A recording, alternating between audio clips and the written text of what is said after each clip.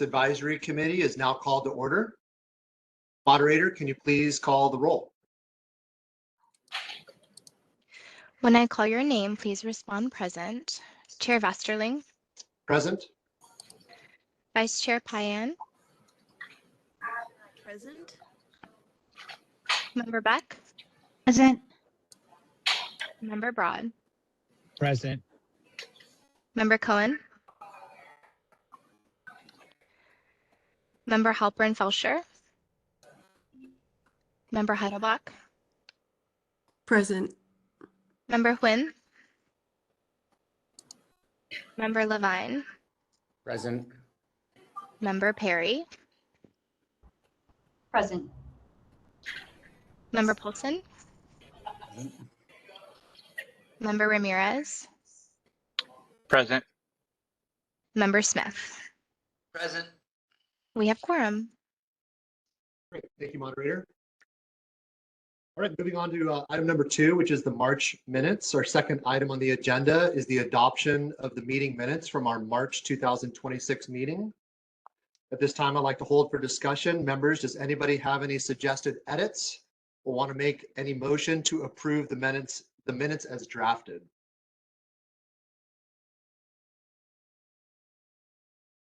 I'll make the motion to approve. Great, thank you. Do I have a second? I'll second that. Great, I have a second. We'll now open for public comment on this item. Moderator, can we please open the floor for public comment? We are now taking public comment on agenda item number 2, adoption of the March meeting minutes. All commenters will have 2 minutes to speak with a 30-second warning and will have 1 opportunity to speak on each agenda item. Please keep comments limited to this agenda item. If you would like to make a comment, those logged into the meeting will raise your hand by clicking on the hand icon next to your name. If you called into the meeting, press star 3. When it's your turn, I will call your name and unmute your microphone. With that, we will go to our first commenter.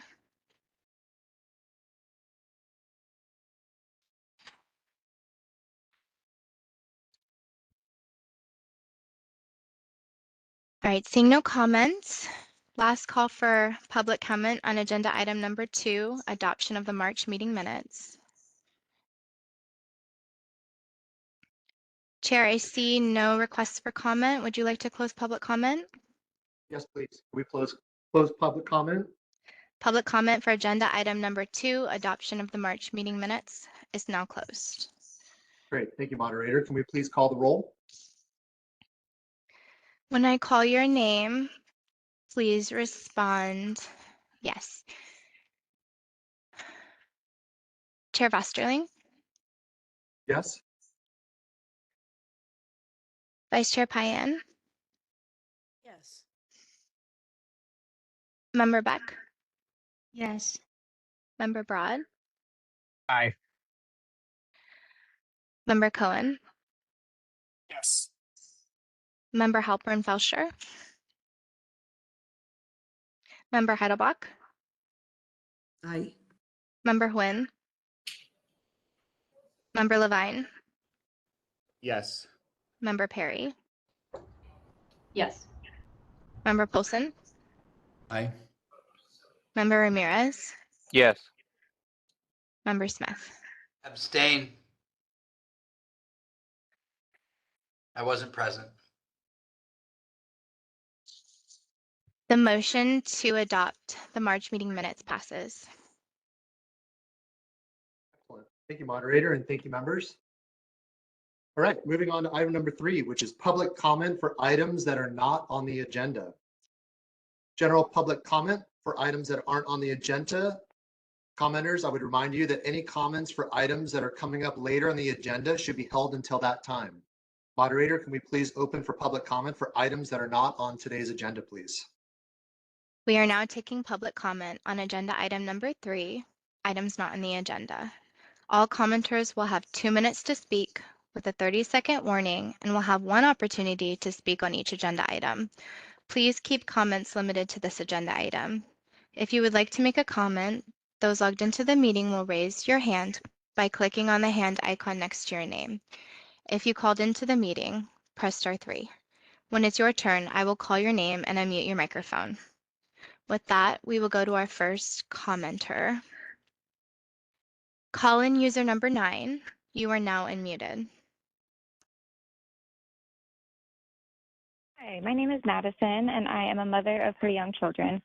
I'm here today to ask that the Cannabis Advisory Committee considers the impact that marijuana billboards and outdoor advertising have on California's youth. When my children ride with me in the car, they see marijuana advertisements displayed alongside ads for restaurants, movies, and retail stores. This communicates to them that marijuana is just another ordinary consumer product. But marijuana is not an ordinary consumer product. It is a mind-altering substance associated with risks, including addiction, impaired driving, mental health challenges, and negative impacts on the developing brain. Yet billboards normalize and commercialize its use in ways that make these rides look easy to overlook. Research consistently shows that youth are influenced by the environments around them. When marijuana businesses are allowed to advertise prominently in public spaces, young people receive repeated messages that marijuana use is common, accepted, and harmless. This normalization undermines prevention efforts by parents, educators, and public health professionals who are working to delay youth initiation and reduce substance use. California has long recognized that certain products with public health risks require limits on advertising and promotion. I urge the department to prioritize youth protection by strengthening restrictions on marijuana billboards and other highly visible forms of advertising. Our children deserve communities where they are not constantly exposed to marketing 30 for seconds. intoxicating substances. Thank you for your time. Thank you.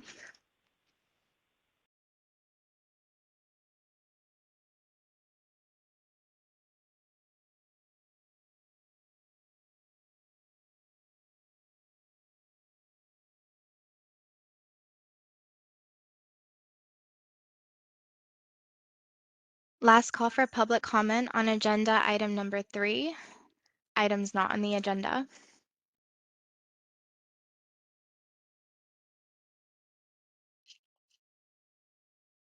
Becky Rapp, you are now unmuted.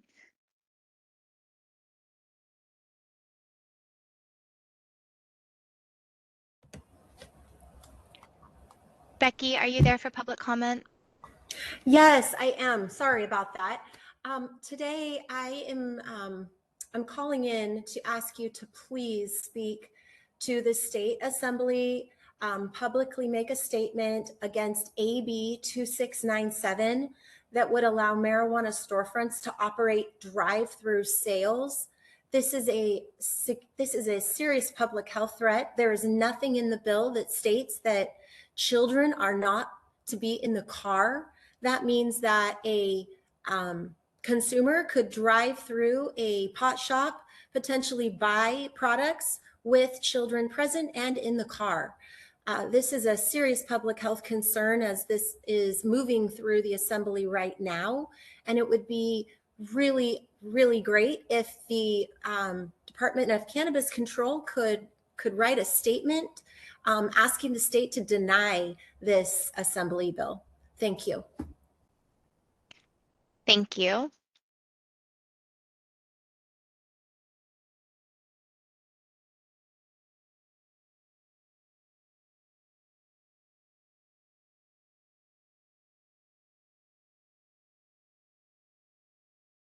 Last call for public comment on agenda item number 3, items not on the agenda. Chair Vasterling, I see no further requests for comment. Would you like to close public comment? Yes, thank you, moderator. Let's close public comment. Public comment for agenda item number 3, items not on the agenda, is now closed. Great, thank you. All right, and now moving on to item number 4. It's my pleasure to introduce DCC Director Clint Kellum to share some updates. Director Kellum, the floor is yours. Good morning, everyone. Yes, Clint Kellum, the Director of the Department of Cannabis Control. I appreciate the opportunity just to speak before the committee. I appreciate all the work that all of you do and contribute to the different policy considerations that we have to make as a department. So thank you for your service on this committee. I thought it would be helpful to introduce a little bit about me, myself, to the committee members, and a little bit about what the department's been focused on. So I will get into that. So I've been with the state for over 18 years. In the last year and a half, I have been at the Department of Cannabis Control. Since January, I've been holding the director position. Last year, I was the chief deputy. I spent about 13 of those years in state budgeting work, about a decade at the state's Department of Finance. In my final 4 years there, I held kind of the cannabis portfolio as my first introduction into this work. Why I was really interested in taking this director position is because I was at the Department of Finance early after Prop 64 passed. I still felt like a real sense of ownership, working with the original legacy programs, helping set up some of the initial cannabis tax fund structure. And so all of that was important to me, as well as we have a really great team here at the Department of Cannabis Control. And I really was interested in continuing the work of all of those folks. A little bit about the department. We're a regulatory agency like any other. We want to provide consumer protection, youth protection, environmental protection, but we're doing so in a really unique market. We're 8 years into legalization, and only about 40% of the state's consumption is coming from the legal market. And so one thing we think is valuable is increasing the share of cannabis that is consumed is coming from the legal market.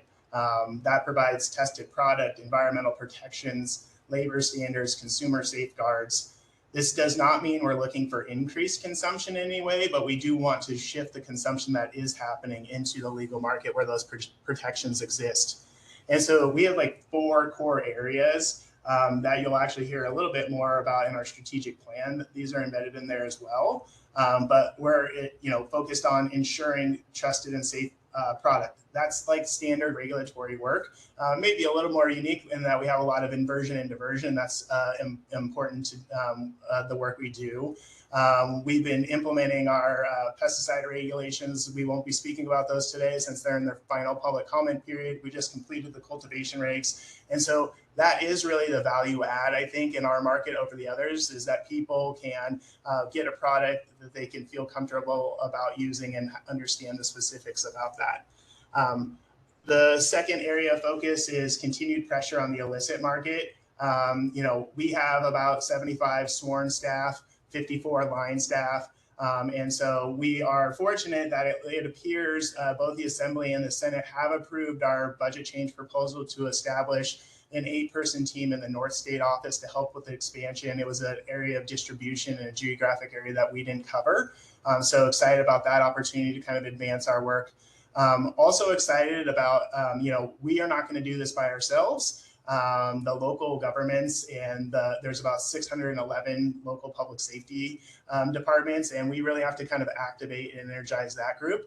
But they are limited in resources and prioritization as well. But the Board of State and Community Corrections is in the final phases of scoring and awarding grants to local governments that in this past year have been prioritized for illicit market enforcement. And so that's about $125 million that could be spread out across the state and hopefully be like in action in the next year. So excited about that. We also have some other stuff as it relates to going to some of the online platforms and trying to get illicit storefronts taken down that we're hopeful from. We've been working on with website domain hosts to take down illicit websites as well. And so they're kind of, going at this from multiple angles, which I think is necessary given the scale of the issue, and there really isn't a silver bullet here.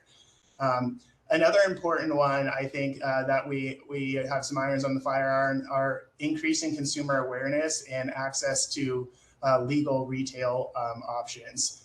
We restarted our Real California Cannabis campaign and hoping to see sort of the benefits of that. It's $1 million, so it's not going to sort of solve it by itself. We're actually hoping and looking for some amplification within the operator community to kind of like create some more spread of that word, basically. And there's so much confusion within the consumer market. Like we have consumer data that's a couple of years old But in effect, what the survey data said, that individuals in banned jurisdictions, 62% of people there thought they could purchase it there legally, and 23% didn't know.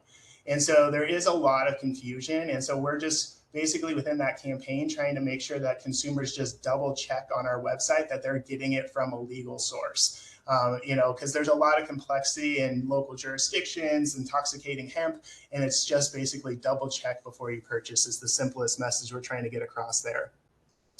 We're also working on a local government toolkit to help with their interest if they want to go into retail access. Admittedly, it's not the simplest thing on earth. And so we're trying to put together some information for them if they choose to go that route. And as you all probably well know, is that 55% of the state's jurisdictions still don't allow retail access.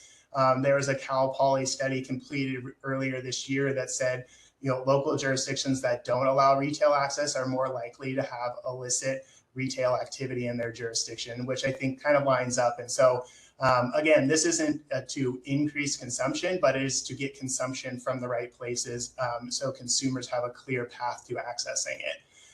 We are also engaging with some of the larger jurisdictions, just like a grassroots effort of trying to understand and have an open line of communication with them about why they haven't done it and sort of see if we can kind of bridge those things and hopefully that snowballs over time. And then the final area of focus is reducing friction for licensees where we can without compromising trust and safety. A couple of things last year that I think aren't solely by the department by itself, but we did have a budget proposal where we moved our enforcement and illicit market cost from the license fee fund into tier 1 of the tax fund. We also moved track and trace into that area. So it was significant and it avoided a 40% license fee increase that we were on the precipice of. So that is one of those things where you can't really feel it because you actually didn't see the fee increase, but it was meaningful in the overall fiscal structure for our market. And then the legislature and the governor did maintain the excise tax rate back down to 15%. And so we've seen some positive activity from there. Actually, according to our data dashboards, for the first 5 months of this calendar year, retail sales year over year are actually in the black so far, just slightly. But given the year over year decreases, I think that is a little bit of a positive nod. There's also the last couple of years, wholesale prices have been going up slightly too, depending on the sort of type of grow as well. But again, there's no silver bullet here. There are some features of Prop 64 that are going to make sort of this implementation period elongated, and we're just going to have to keep making steady effort on these to move forward. We are excited to be able to release the group tagging regulations in the very near future. And I know that's probably a welcomed addition from our operators. And so looking forward to hearing from you all in public comments about what we're doing there. And then we do have our combined activities license under development within the department. Admittedly, as an institution, the last 5 weeks have been sort of like rescheduling amongst many other things that we're trying to do. And so I'm hopeful that we'll be able to sort of make progress on that within this year. But there are many things going at once. So like I said, there's a lot of activity. It's all really kind of focused on making California's cannabis market better for everyone, whether that's consumers, the environment, operators, and we're sort of moving on multiple fronts to try to make that happen. So Chair, I'll pass it back to you. Thank you. Great. Thank you, Director Kellum, for all of your comments. So now, members, I'd like to go ahead and open the floor for discussion.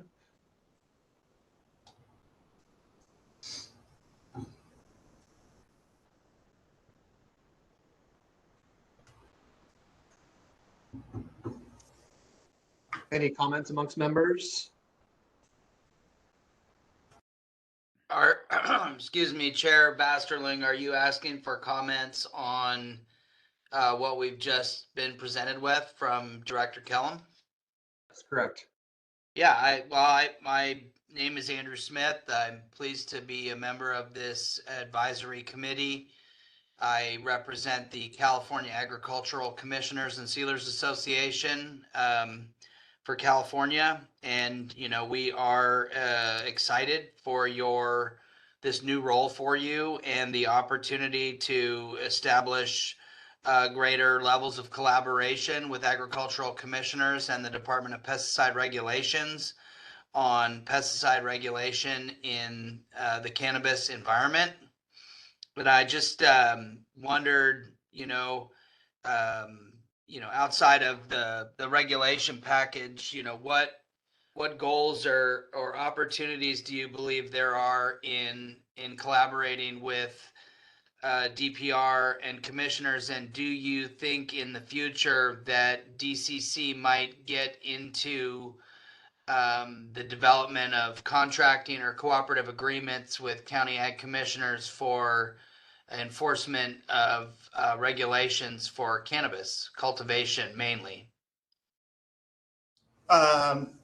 So I think we would welcome that opportunity to engage with the county ag commissioners on that topic and DPR. We've been having a lot of productive conversations with DPR, over the last year. And I think that kind of engagement and that local collaboration is really helpful.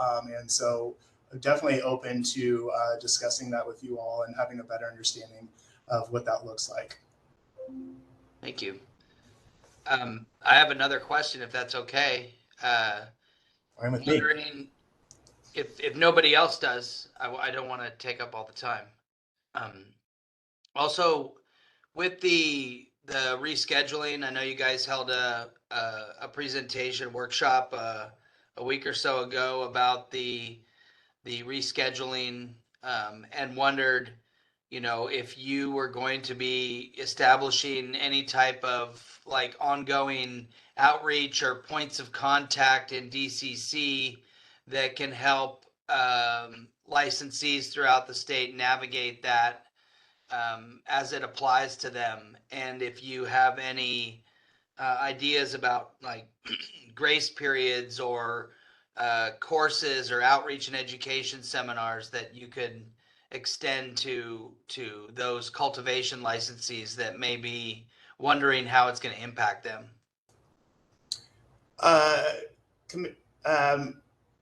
Would you mind if we hold that response to that question until the rescheduling one? Because I'm going to present and then I can kind of get into that, because I feel like it'll provide a more comprehensive sort of like response, because it's very layered and contextual given everything that's happening. But yes, I happy to answer that question. If I forget to, please re-raise it when we're in that agenda item. Yeah, thank you. Absolutely. Hi, Clint. I'm Brandon Levine. I'm a vertically integrated operator. I've been sitting on the advisory committee here for this go around. Just want to introduce myself, be an open book, and offer any insight from an actual operator. There's only a couple of us on here. There are a lot of things to learn. I think the elephant in the room is the topic that we're about to get into. So I'll save most of my comments for that.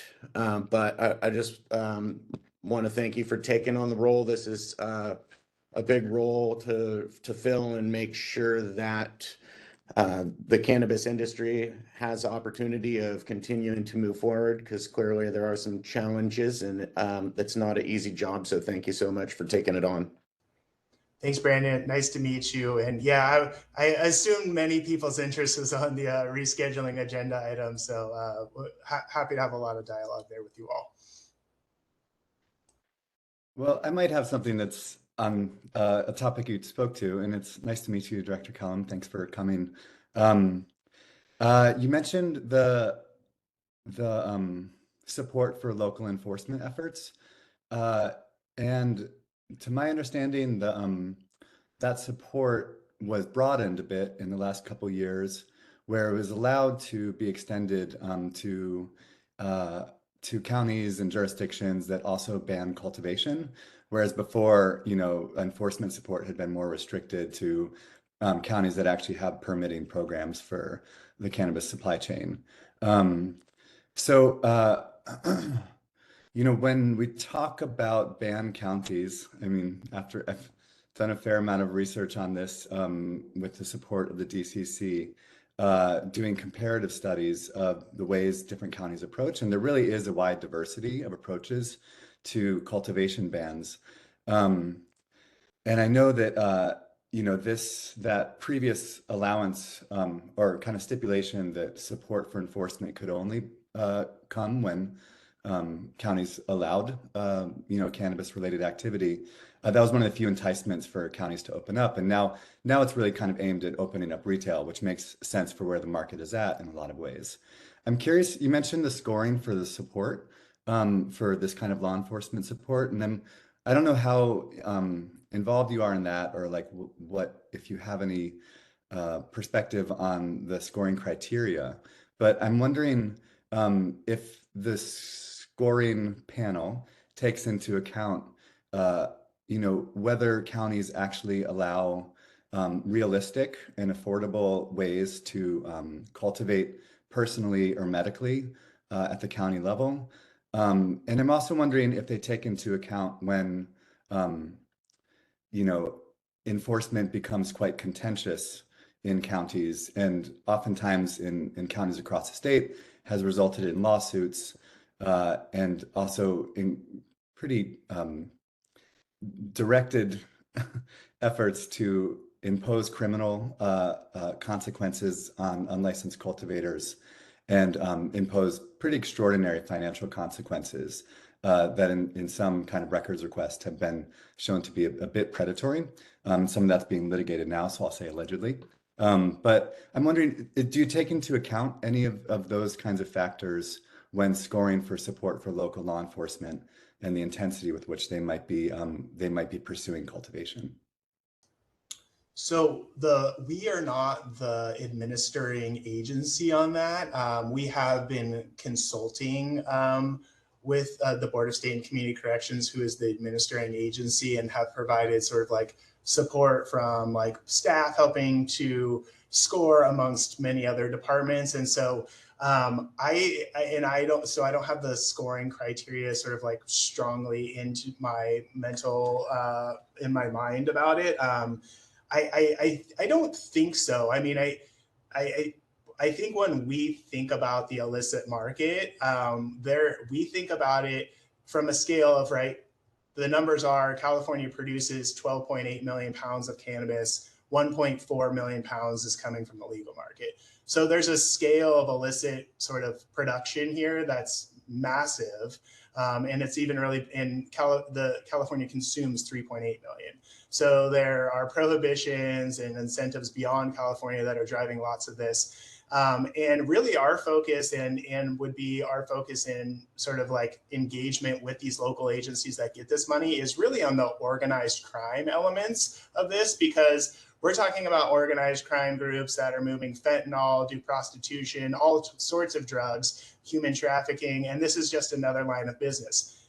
They're here because, like the contradiction of like we allowed Prop 64, so it's a lower risk reward conundrum, right? You can participate. It's hard that we really haven't been able to activate our local public safety community because they're activated around, consequences, and those don't exist as strongly as they used to. Plus there's complexity in all this. Like that same consumer confusion stat, I think applies to law enforcement too.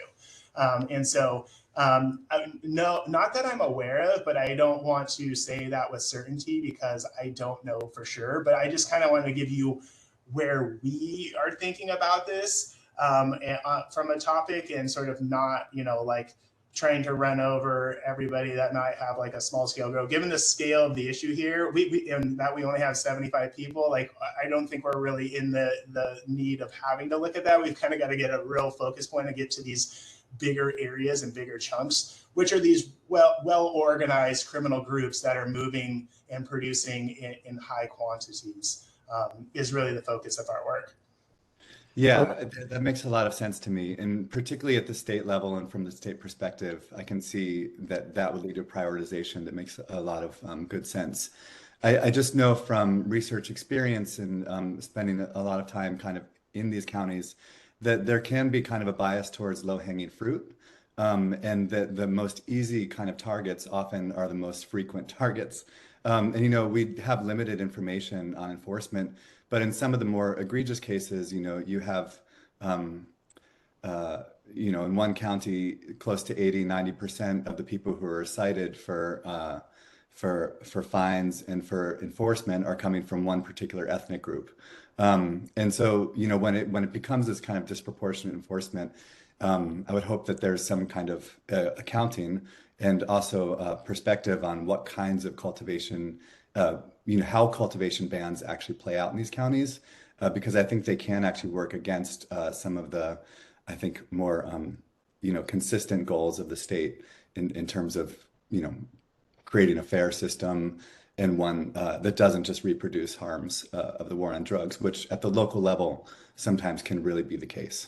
Yeah, and the other thing I would say in relation to this is that when we were advising the Board of State and Community Corrections, there did become this point in relation to like how the sort of grant awards would be divided, and there became this discussion of like, well, if you do them in bigger grants for bigger population bases, that would create this sort of natural flip that smaller jurisdictions that usually are the ones with the bigger cultivation problem are not getting as much funding. And so we did lean more into the sort of population-based storefront issue with the grants, and sort of like the grants award more funds for bigger urban areas with that idea of like having the local boots on the ground do that. And it's also very like churning type of work, in that you take it down from one storefront, it shows up down the street. And so like they're better positioned to sort of be able to kind of address that moving needle.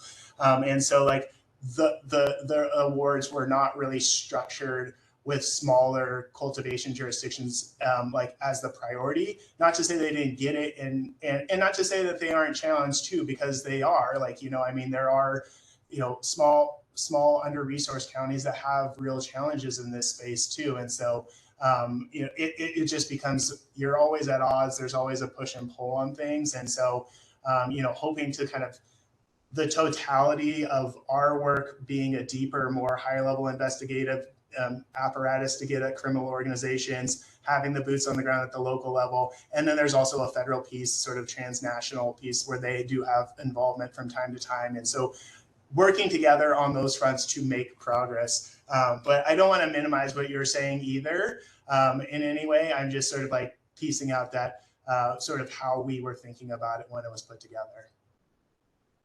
Great, thank you. I'd like to comment on kind of the same thing. If we're talking about trying to clean up, you know, black market product, what do you plan to do about the operators that are licensed and have metric product that's being cultivated that doesn't end up making it to market? Because there are some cultivators that are so large that they produce about as much as the state actually needs. And it seems like there's a blind eye turned to where is this product actually going? Yeah, let's be absolutely clear. There's no blind eye turned at any of this. If people have real evidence they want to share with us that is substantial enough to be upheld in an administrative court hearing, we're happy to hear it in detail and take action on it.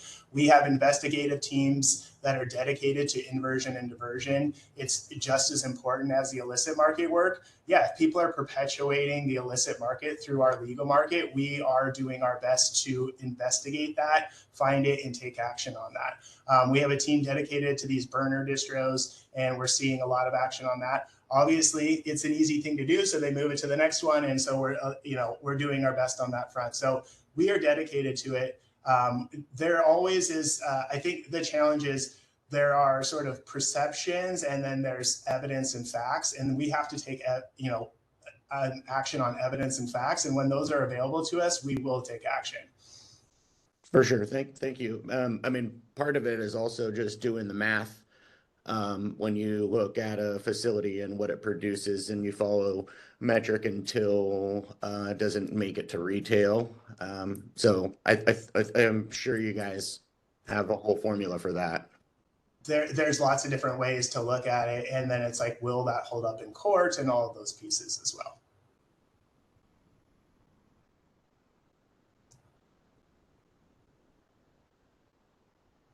Any other?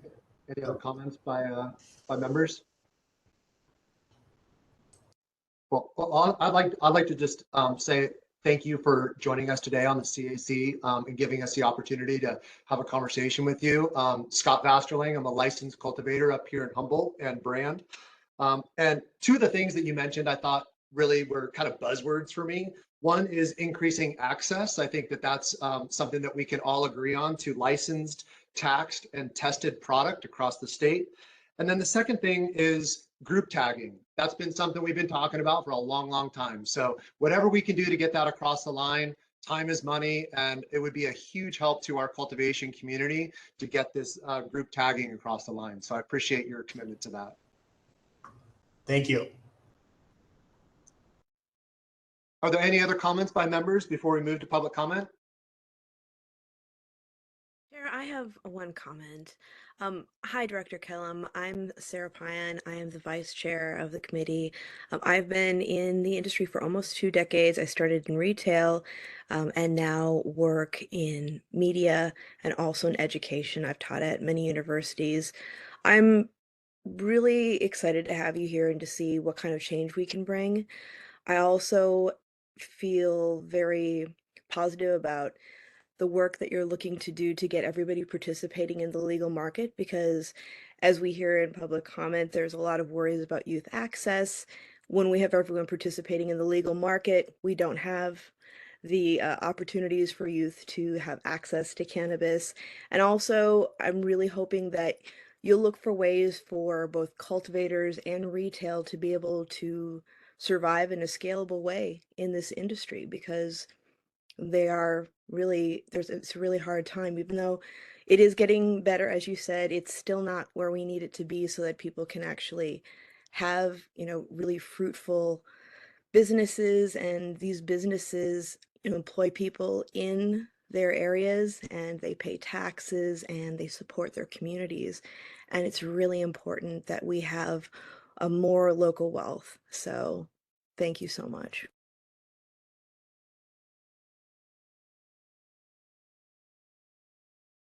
Great. Thank you, members. Last call for any additional comments.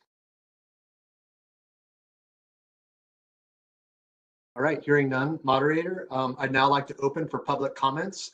Can we please open the floor to public comment on agenda item number 4? We are now taking public comment on agenda item number 4. All commenters will have 2 minutes to speak with a 30-second warning, and will have one opportunity to speak on each agenda item. Please keep comments limited to this agenda item. If you would like to make a comment, those logged into the meeting will raise your hand by clicking on the hand icon next to your name. If you called into the meeting, press *3. When it's your turn, I will call your name and unmute your microphone. With that, we will go to our first commenter. Becky Rapp, you are now unmuted. Yes, good morning. I appreciate the presentation, and today would like to ask the Department of Cannabis Control for an update on efforts related to cannabis impaired driving. As cannabis products continue to increase in potency and availability, many Californians are concerned about roadway safety. There's still no accepted impairment standard that can reliably determine when a person is too impaired to drive. So my question is, what progress has been made in developing measures of cannabis impairment? And is the department supporting research into impairment testing, roadside detection technologies, or public education campaigns to discourage driving after consumption? Consumers need clear guidance. Law enforcement needs reliable tools, and the public deserves to know what steps the state is taking to address impaired driving before more accidents and tragedies occur. So I just ask for an update on the department's efforts, any ongoing research partnerships, and whether California is making progress towards establishing scientifically supported measures of cannabis impairment. Thank you. Thank you. Richard Miller, you're now muted. Can you hear me? Yes, I can. Good afternoon or good morning, and thank you very much. Richard Miller here, longtime advocate, 35 years for medical patients' rights. I'm calling today as I do appreciate all the work the CAC and the DCC has done in the past, but we have a really big problem with public transparency and accountability here in West Sacramento in their cannabis dispensary equity program, as they have received funds from the grant program to create a program for equity applicants. We are calling on the members of the press, all advocates, the industries, our bodies of government to pay close attention to the ongoing legal and accountability issues surrounding the city of West Sacramento and its handling of the cannabis equity licensing process involving Stash and Richard Miller.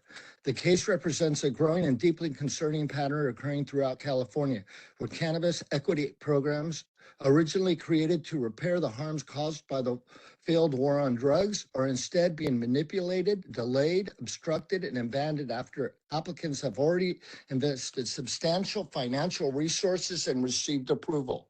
In West Sacramento, Stash West Sacramento did receive the award after completing the city's own RFP process. During that process, 2 months later, the city would rescind and take that applicant's award back with no 30 justifiable seconds. reason and not given any response to the city. As a result, the equity applicants lost over $100,000. The situation raises serious public concerns, as this has happened on a number of cases. And with the city receiving $235,000 in funding to specifically establish and support an equity applicant program, the city is now denied that moving forward. Thank you for your comment. Jay Payton, you are now unmuted. Time. I'm an operator. We're a manufacturer and distributor.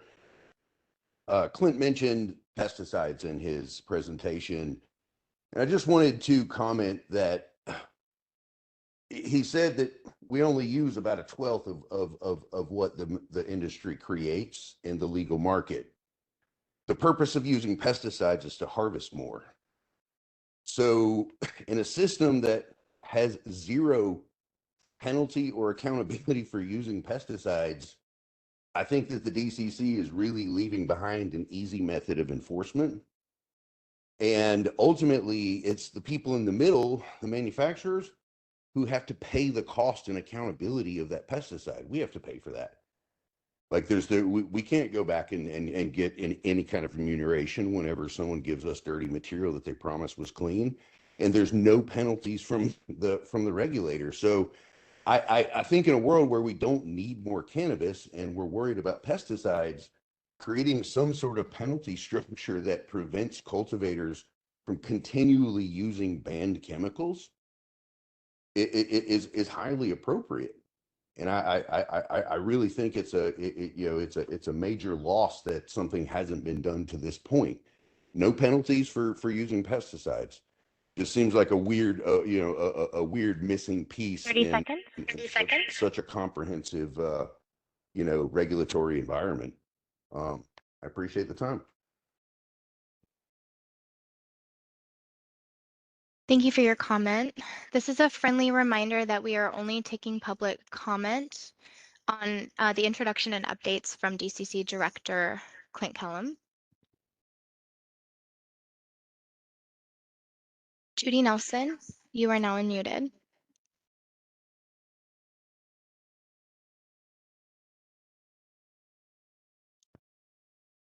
Judy, are you there for public comment?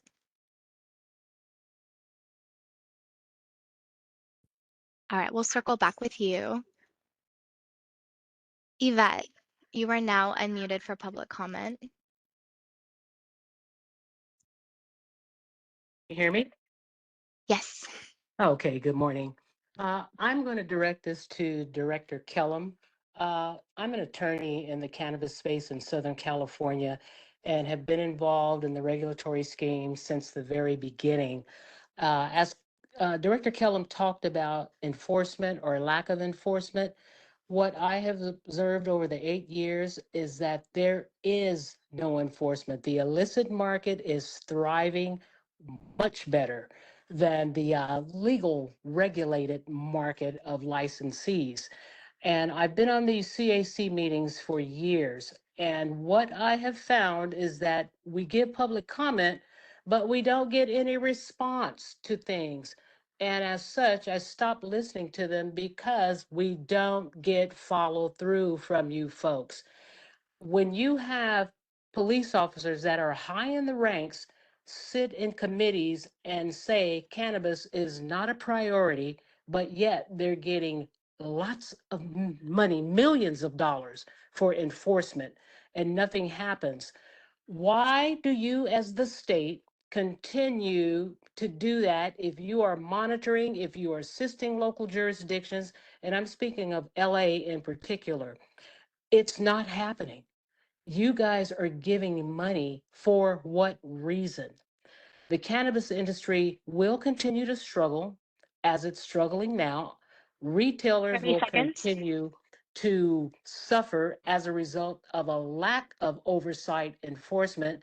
So, Director Kellum, you've laid out a lot of pretty words, but I want to see some action taken from you and not just talking the talk and not walking the talk. Thank you for your time. Thank you for your comment. For in-person commenters, this is just a reminder to please take a seat at the desk to be added to the queue.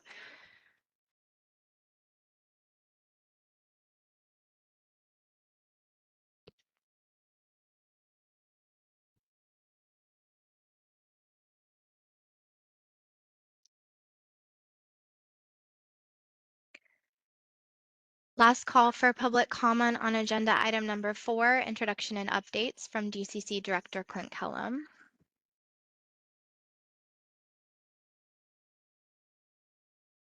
Chair Vasterling, I see no further requests for comment. Would you like to close public comment? Yes, thank you, moderator. Let's go ahead and close comment section. Public comment for agenda item number 4, introduction and updates from DCC Director Clint Kellum, is now closed. Great, thank you, moderator. Before we move on to the next item, I do see Director Kellum that you have raised your hand. Did you want to make any comments? Yeah, I would like to make a couple of comments, and I really appreciate the public comment coming in. I think this is a good sort of opportunity to hear from folks. Government's a complicated world. It's a very constrained environment. The department actually doesn't have sort of ultimate controls of everything in the cannabis world.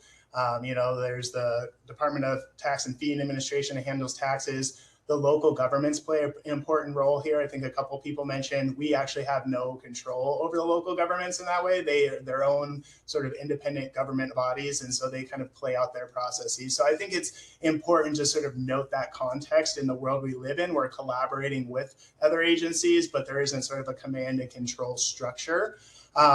As it relates to impaired driving through the Cannabis Tax Fund, the California Highway Patrol gets about $50 million a year that's focused on impaired driving. And while I don't have that research available to us, I'm happy if the committee were to be interested, happy to see if the California Highway Patrol would become and present their findings and what they are seeing around sort of field sobriety. I know there are ways and training that is happening, and so they would be best positioned to answer that question.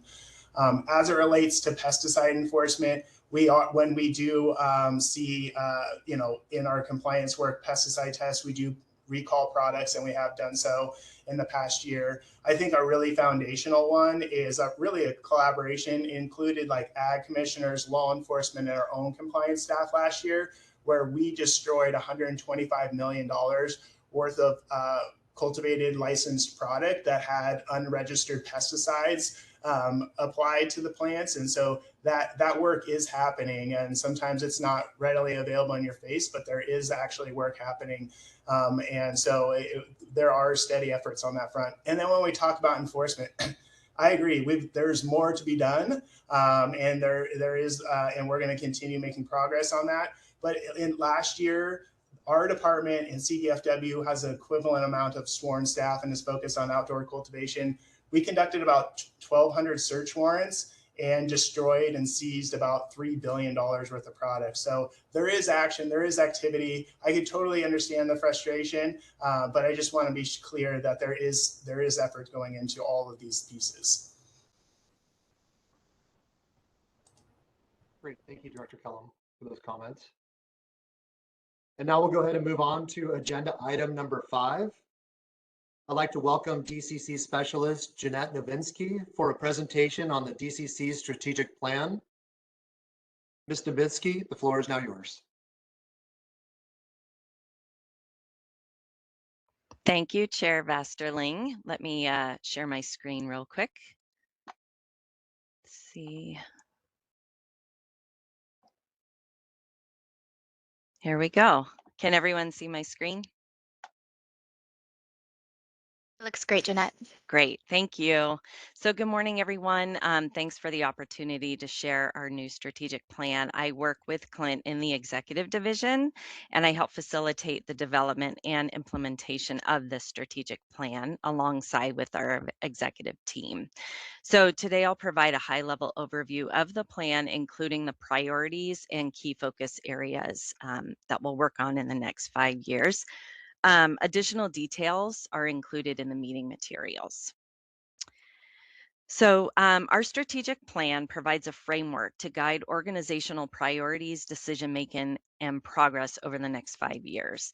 It was developed through a very collaborative and iterative process, which involved working with the executive team to identify our priorities and strategies. A lot of what Clint talked about is what I will be reinforcing throughout my presentation. So we also administered an all-staff survey to obtain feedback from our employees on the plan. And then we refined the plan based on their feedback and shared it out one last time with the executive team for final revisions. The plan was shared with our reporting agency and it has been approved. So it's going to span through July 2026 through June 2031, which will allow us sufficient time to implement strategies, measure progress, and achieve long-term outcomes.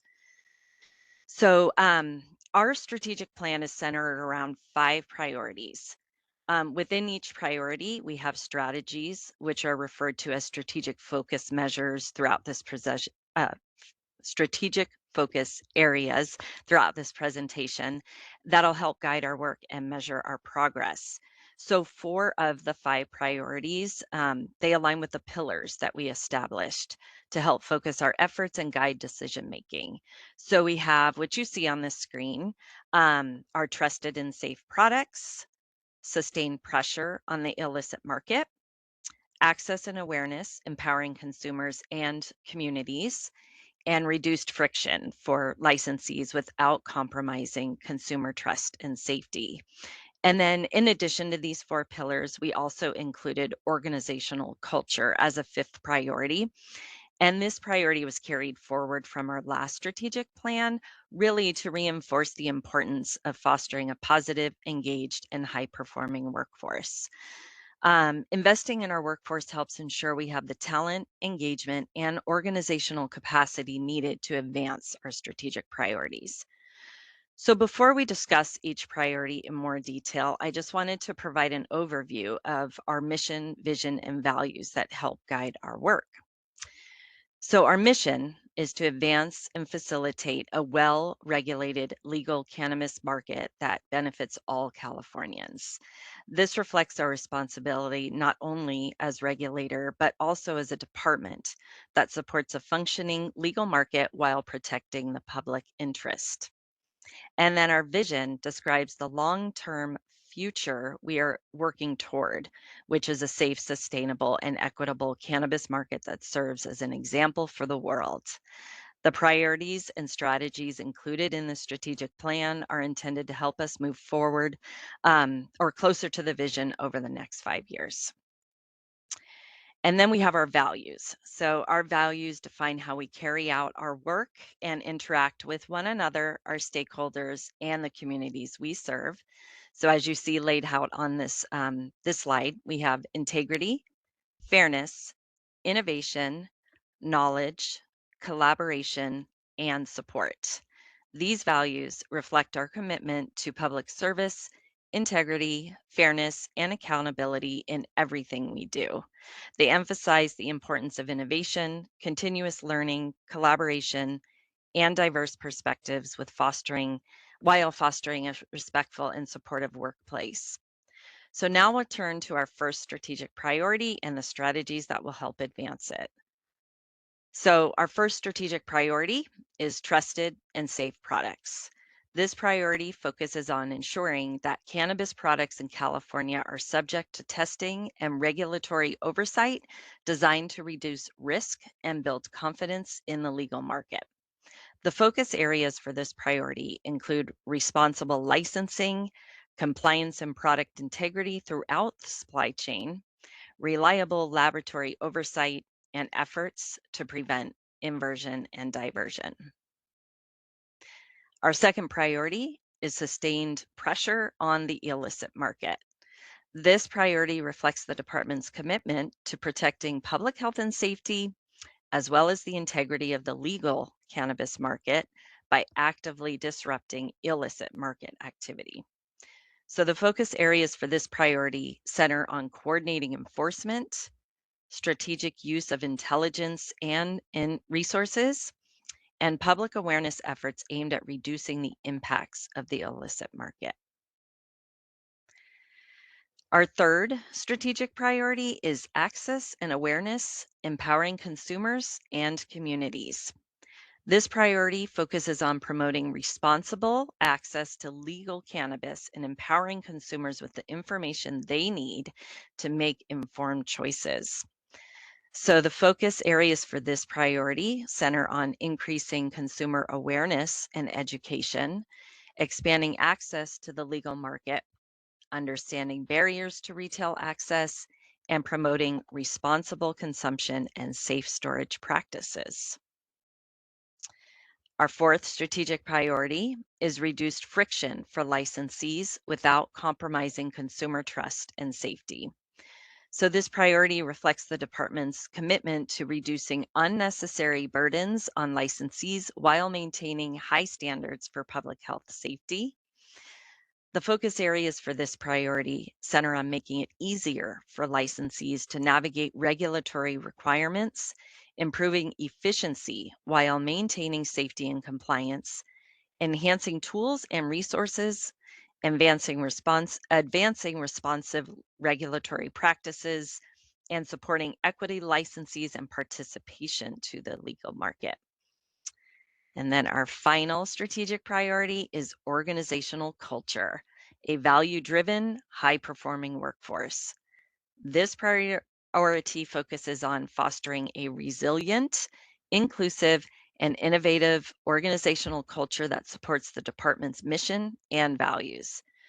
The focus areas for this priority emphasize investing in our employees through recruitment, retention, and development, fostering a collaborative workplace culture, encouraging innovation and continuous learning, and promoting transparent communication and supporting performance excellence, feedback, and employee recognition. By investing in our people, the department strengthens its ability to deliver excellent public service, develop our future leaders, and achieve its strategic goals. So together, these 5 priorities provide a roadmap for the department's work over the next 5 years and position us to continue serving Californians through a safe, sustainable, and equitable cannabis market. So that concludes my presentation. I want to thank you so much for your time. And now I'll hand it back over to you, Chair Vasterling. Thank you, Ms. Babinski. Members, do we have any discussion or questions regarding the presentation?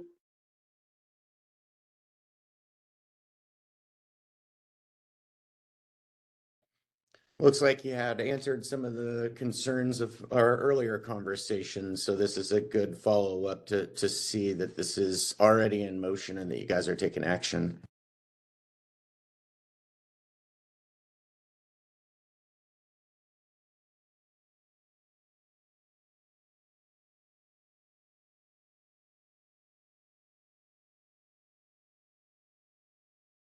Any other further comments from members? Director Kellum, I see you raised your hand. Did you want to make a comment? I just wanted to say a big thank you to Jeanette. This is a big endeavor for our organization, and she really helped shepherd this through. And we spent a lot of time and energy doing that. And we did it because we believe this is the right framework for the future. But it really wouldn't have been possible without her. So I just wanted to say thank you to her. Thanks, Clint. It's been a pleasure working on this.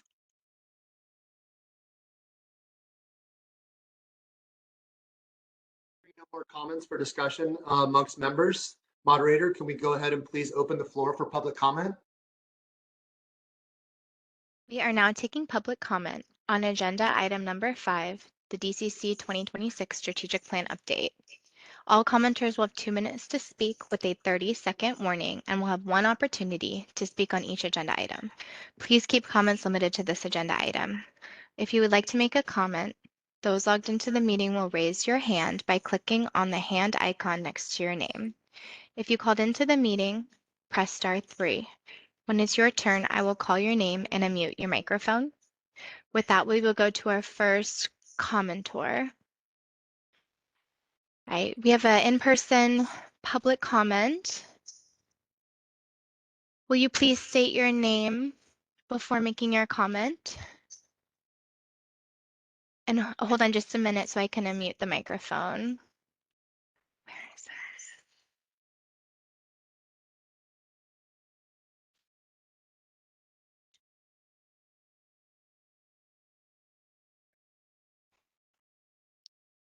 Right, you're now unmuted. Is it going through or? Yep, Looks like sounds maybe good. not. Great. Well, appreciate the opportunity to comment. Ross Gordon with Origins Council. Really want to appreciate the DCC making this time for public discussion of the strategic plan. I think it's so important to be able to have a forum for discussion and for DCC to put all of these thoughts in writing, and broadly agree that what's in the strategic plan are really important items to address. Especially appreciate the mentions of fairness and also the focus on equity in both the vision statement and in some of the specific elements of the strategic plan. I think one place we might see a need for maybe additional emphasis is on small business as well. A lot of small businesses are also equity operators. I think there's a close relationship between those two areas, but at times there's not complete overlap and there can be other considerations.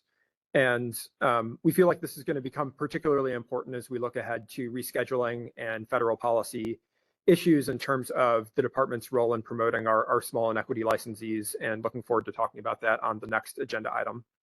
I want to highlight that I think the department promoting small and equity licensees is not just the right thing to do, but also touches on other really compelling interests for the state, including other items that are in the strategic plan. If we're talking about supporting the legal market and increasing access, I think small and equity operators having access is a big deal in terms of trust, in terms of quality, in terms of genetic diversity in the licensed supply chain. And also, as we look ahead to interstate and international commerce, our small and equity operators are really what make California unique and special. Large-scale cannabis can be produced many places around the world. It can be produced internationally and abroad, and I think we might start to see that become more relevant soon. But the craft, high-quality products produced by the folks who have really been doing this for a long time are something that is irreplaceable and unique to California. So just want to encourage DCC to consider that relationship to the strategic plan and appreciate the inclusion. Thank you for your comment. Richard Miller, you are now unmuted. Thank you again. Like my earlier comment, I am discussing West Sacramento. This is a part of the strategic plan. As part of funds from the equity program were submitted to the city to create an ordinance, which they have failed to do. This was for individuals to uplift communities disproportionately harmed by the cannabis prohibition and the war on drugs, not to create false opportunity, financial destruction, or political obstruction. Unfortunately, this case mirrors similar disputes seen across California, litigation involving cannabis equity applicants against municipalities like Baldwin Park, Pasadena, Los Angeles, Currently, Richmond is also being addressed, and I'm now asking you to have oversight on West Sacramento and the abuse of funds that they use for creating a program that they had no intention to continue. This demonstrates a broader statewide program where equity applicant programs are often weaponized through delays, reversals, selective enforcement, political agendas, and administrative objection. The people of West Sacramento and the state of California citizens have the right to know why this money was misappropriately and why the program was not continued. The cannabis community deserves fair treatment under the law, not another example of systemic abuse against those equity systems, which was specifically designed to help.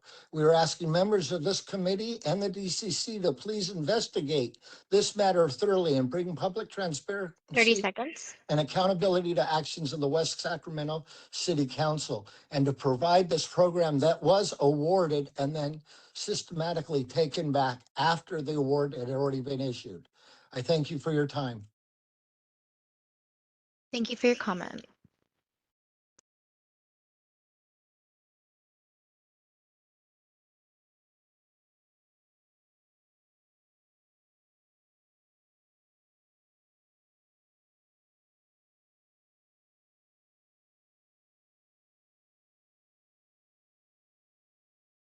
Friendly reminder that we are only taking public comment for agenda number 5, the DCC 2026 strategic plan update.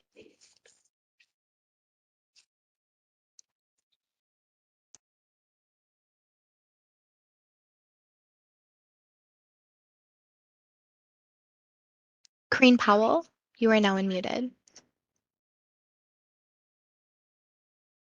I am a licensed cultivator in Mendocino County. I'm also on the board of our trade association, the Mendocino Cannabis Alliance. I was first introduced to cannabis in the early 70s when I was diagnosed with MS, and there were precious few options. I had been recommended to take benzos to calm myself down, and the whole experience was quite distasteful, and a friend introduced me to cannabis, and I have been a devoted patient ever since. I've consistently had a medical license in both the state and the county level since they became available. I want to echo what Ross Gordon said about the differences between the craft cannabis community and the greater commercial market in California. They are orthogonal. There is an ethos in the original producing counties in the state. Those who developed strains, those who developed products that became world renowned for their cleanliness, their medicinal values, and it is the model on which California was founded. Now, fast forward, here we are in a culture of consolidated corporate industry on every level with cannabis. It was potentially the golden goose, and 30 here seconds. we are with a completely unbalanced system. I would like the DCC to take up the concept of a carve out for what is an original plant sensitive ethos of getting the best products, high quality, not necessarily high quantity. It's very different from what people are doing in warehouses, and I hope you will take up that concept. Thank you. Thank you for your comment. Adrian Keys, you are now unmuted. Adrian Keys, I'm the Executive Director of the Trinity County Agriculture Alliance and also a licensed cultivator. I would like to speak in support of all the comments from Corinne Powell and also from Ross Gordon. I think they both hit on a number of super important topics. I also want to say I greatly appreciate a strategic plan where we can use sort of as a guideline, but also as a benchmark to make sure that the jobs, all of our jobs are being done on all sides of this, through the advocacy side, through the regulator side, through the industry side, all of the above. The one thing I would like to see in the strategic plan that I don't see is more specific language about capturing the 60% statistically 60% of the cannabis that is sold in California not coming through the regulated market.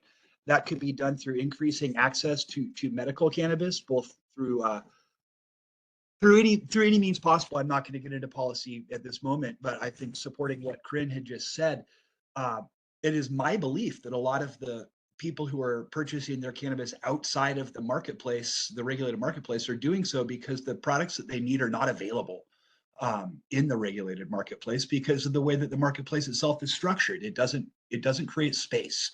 It eliminates that space. I would also like to see that space maintained for the small equity businesses who are the origins of cannabis, medical cannabis, cannabis regulation, all of those 30 things. in seconds.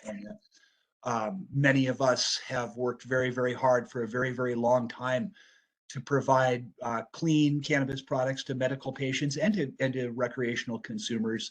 And I believe that we need to see language in the strategic plan specifically stating how we all as a unit intend on bringing more of that unregulated marketplace into the regulated marketplace. Thank you. Thank you for your comment.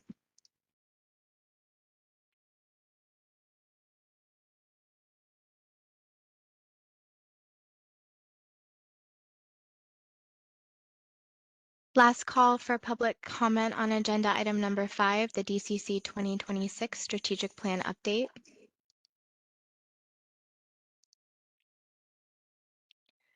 Chair Vasterling, I see no further requests for comment. Would you like to close public comment? Yes, thank you, moderator. Please close the comments. Public comment for agenda item number 5, the DCC 2026 strategic plan update is now closed. Great. Thank you, moderator. Okay, now moving on to agenda item number 6.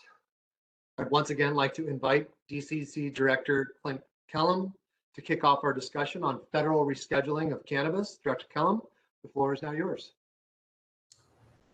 Great, thank you. There's a lot to cover here. I'll do my best to give a reasonable overview. If anybody thinks I misspoke or anything, feel free to correct me here. And I'm sure there'll be a fair amount of discussion, and I look forward to it. But sort of the highlights here are at the end of April, the U.S. Attorney General issued an order rescheduling cannabis from Schedule 1 to Schedule 3, but did so in a really unique way. It allows for cannabis and FDA-approved drugs and cannabis produced under a state medical cannabis license to be in Schedule 3, but this leaves adult use in Schedule 1. We're not aware of any other substance that has ever been scheduled in a way like this. So it's provided, obviously, a lot of sort of interesting conversation. For a state medical license to operate under this new federal framework, they must register with the DEA as a dispenser, laboratory, manufacturer, or distributor. The order included an expedited registration period that ends June 26th. This registration period has two main benefits. If you register, your registration is immediately effective until the DEA completes their final review of the registration. The order also includes direction to the DEA that the registrations have to be reviewed within 6 months. My understanding is sometimes registrations can take quite some time, so there is some benefit of that, supposedly. The benefits of rescheduling, there's many possible benefits. Some of the immediate ones, and probably the one that folks most expected under the traditional rescheduling that we all expected, would be 280 tax relief, which affects operators in different areas of the supply chain differently. If you're a business with less cost of goods sold, then this is probably more impactful to you. Possible capital access increase. This will, if you're operating under a state medical cannabis license and you're a registrant, you're going to be on a lot safer ground federally than you ever have been before, which will make financial institutions and sort of financial capital likely more available, or at least that's the impression people have. There are improved opportunities for cannabis research, which is exciting. There's a lot work to do in that space and sort of making that more available. being able to use products from our legal markets in this research is all really exciting. And then the order specifically mentions international commerce, but it certainly sort of opens the idea that there's also the possibility of interstate commerce. I'm not saying whether that is or isn't possible. I'm just saying that obviously people are exploring those through under the order. How this fits for California's market, while it does provide some of those opportunities I mentioned, it does present a challenge. We do not have a currently distinct market between medical and adult use. And so that provides its own level of complexity about how DEA will review and feel about that when you hold a license. And so I think that's a question in people's minds. Under this order, operators might feel a pressure to fall under a definition of state medical cannabis license. So we don't know what that is today, but we know that is on Schedule 3 currently. And so you could see people making modifications to try to fall under whatever that final definition or interpretation of that definition is from the DEA. At the same time, the DEA also set a hearing to do the full rescheduling of cannabis to move it from Schedule 1 to Schedule 3. That hearing date is set from June 29th through July 14th. But it's unknown when a final decision would be made or could be made. The benefit there being it would move the whole substance from Schedule 1 to Schedule 3, and that would provide at least immediate 280 tax relief research benefits for cannabis, regardless of the license type you hold on that front. What we don't know, we don't know a lot, unfortunately, and I'm not happy about that, but that is the world we are living in. We have not been able to speak directly with DEA headquarters. We have contacted them on several occasions. Even earlier this week, I invited them to this meeting and haven't heard back. And so we are operating with the same level of information you all are, which is pretty much the order and any sort of blurb we hear through a media outreach on that piece. So there are a lot of questions like, what will DEA's approach be to verifying medical only activity for a licensee? How will adult use and medical operations need to be separated to be in compliance? What are the pathways, if any, for interstate and international commerce? These questions remain unanswered. And if we get information directly from the source, we will be quick to share this out with you all. Whether and when the broader rescheduling process will happen and what that means in relation and in connection with this order. And for those of you that are not aware, there are starting to become several legal challenges against the order.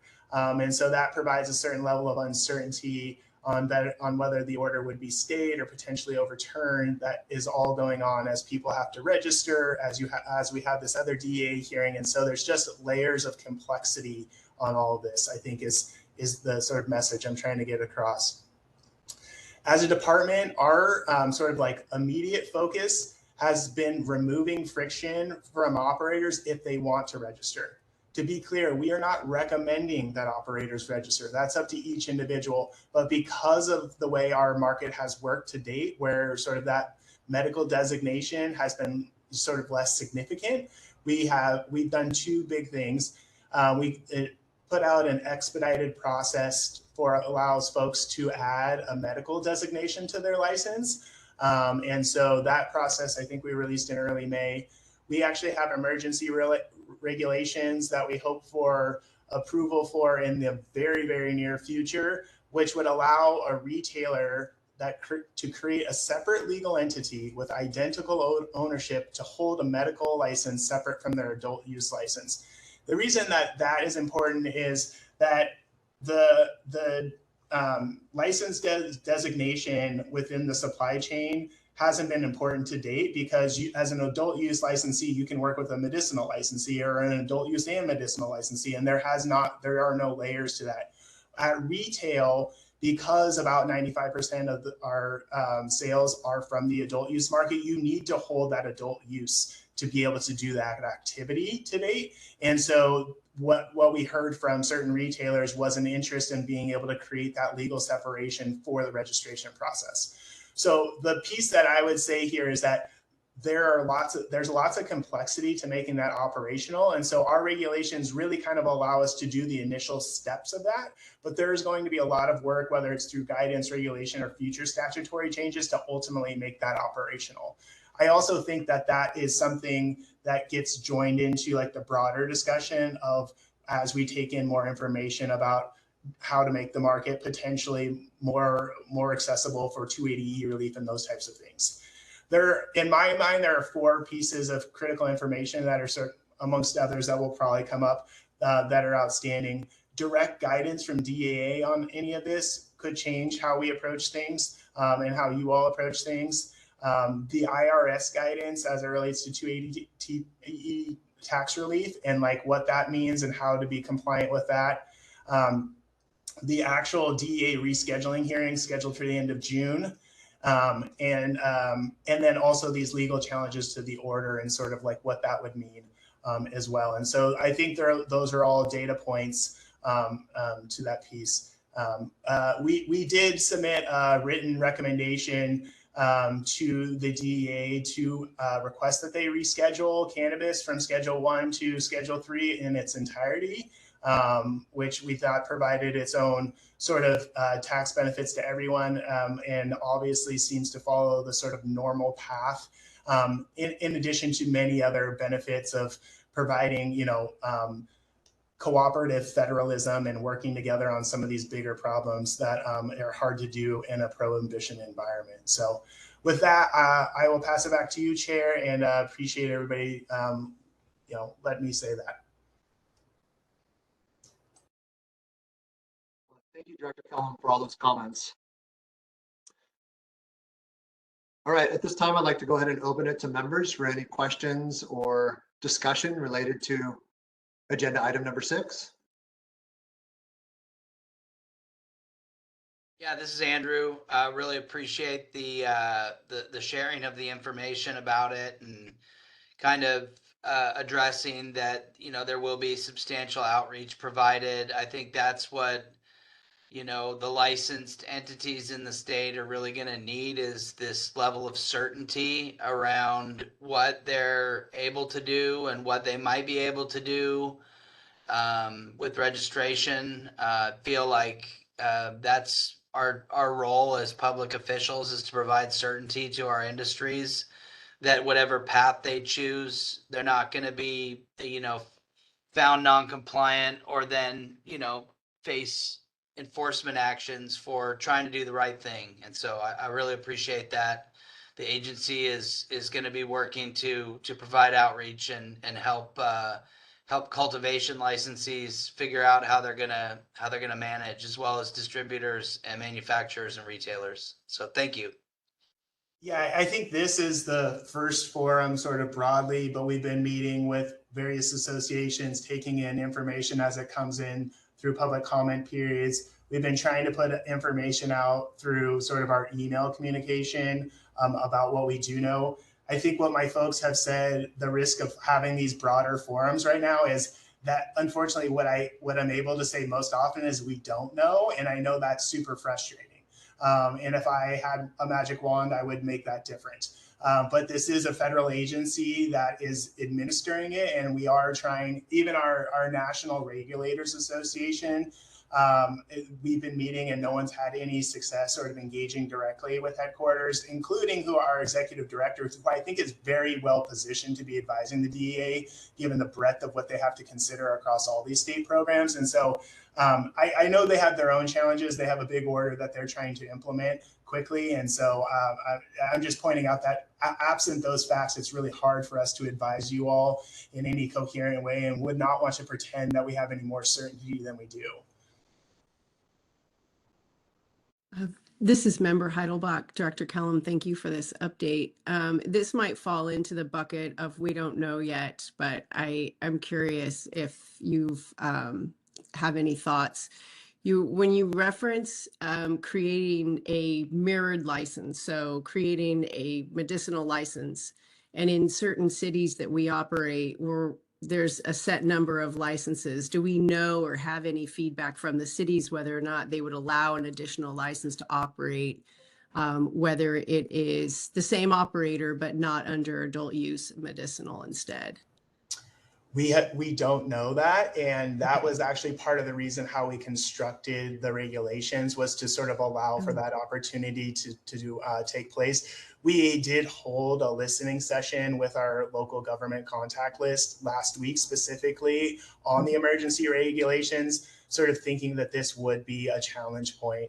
And so the regulations are intended to address something for the registration process, and then there becomes an how do you make this operational? And I think this is one of these questions that has to be answered.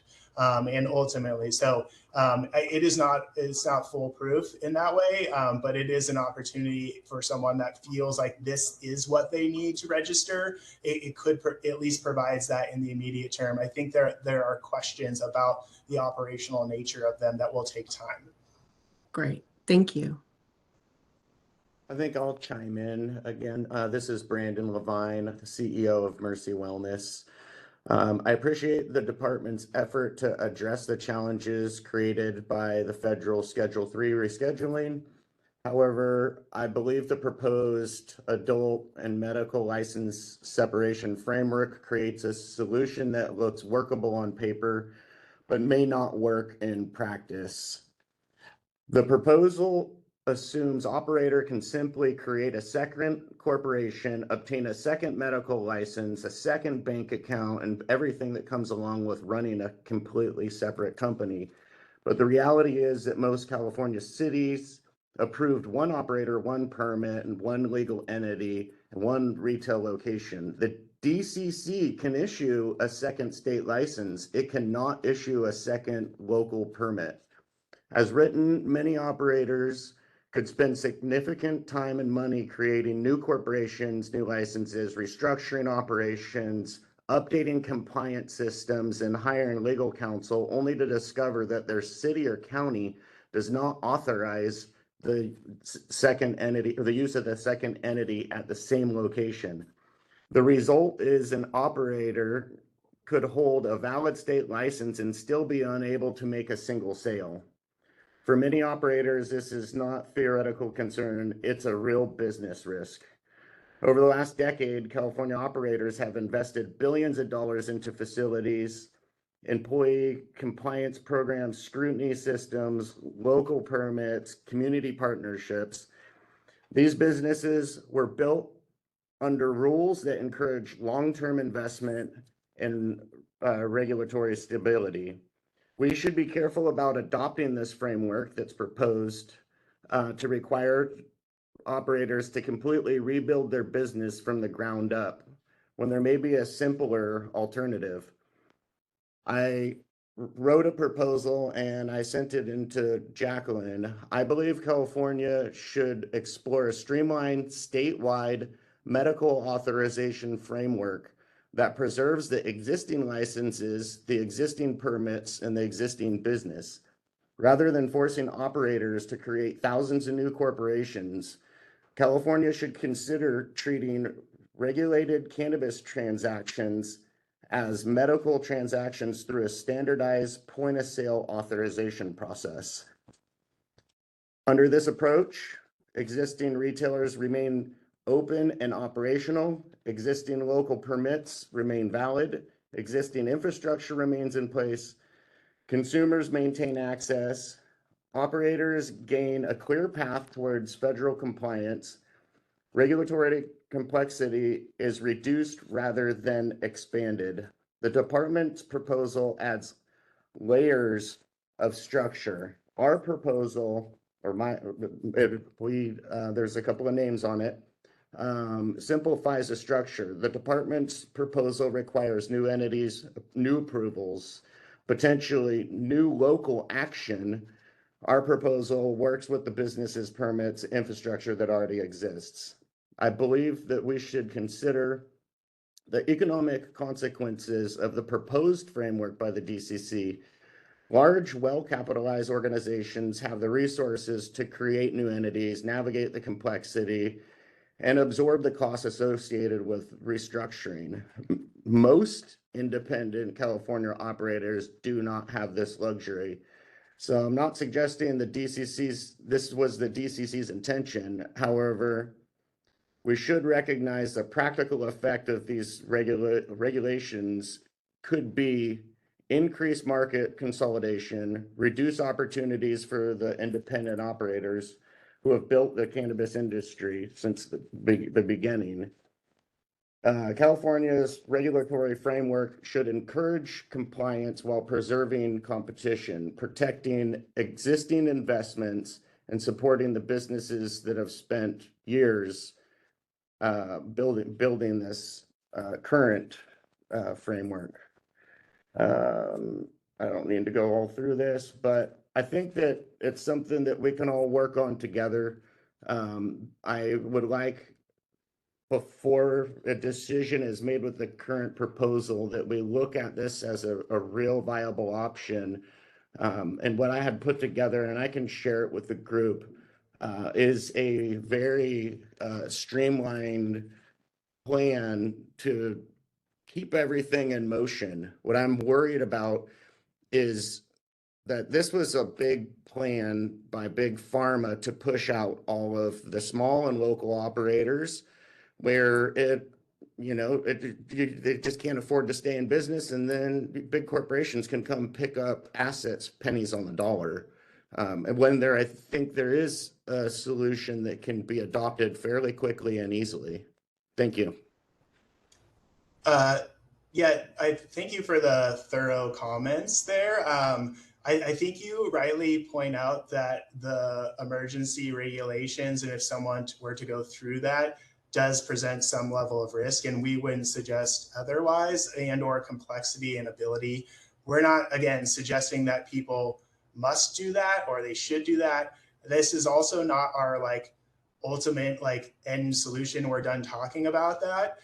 It's really, I think there's also sort of limitations on what we can do, right? We have the ability to modify regulations. We don't have the ability to modify state law, which, if I'm understanding sort of your proposal correctly, probably goes into the state law realm of things. And so I think that becomes phase 2 of what we need to be doing, which is looking at how we can make the folks that choose to use these emergency regulations, if so, and make those operational. People that register under the DEA and the order still stands, making those functional. And then I think there's the question about broader 280 tax relief, which I think kind of addresses your proposal as well, where you're sort of like, how are we better defining and looking at our market that once upon a time was very medical in nature and had a lot of people that have sort of removed the need to have those physician recommendations. And so I think that isn't the end of the discussion here.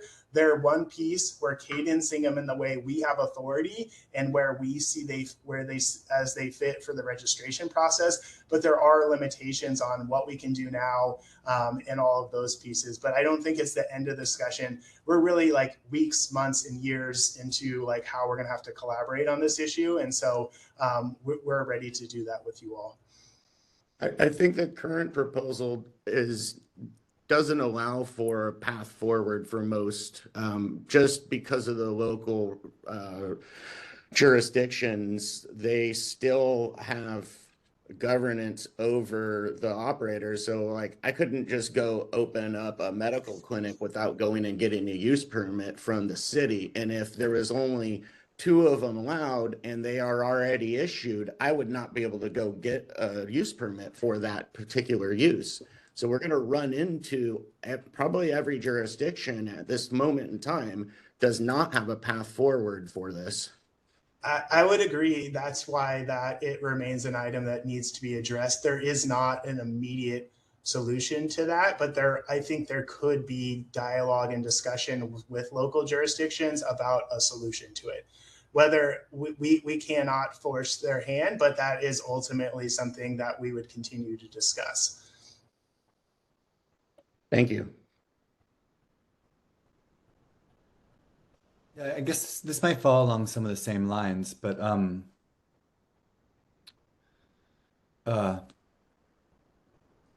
noted that you all sent a letter or an input essentially around potentially changing all cannabis to Schedule 3. I mean, I see obviously the potential benefits of that in terms of taxes and research and probably some other benefits too. Yeah, but I do wonder what is there any kind of, I mean, I'm curious like what the discussion was of what happens to the regulated supply chain in California as it currently exists.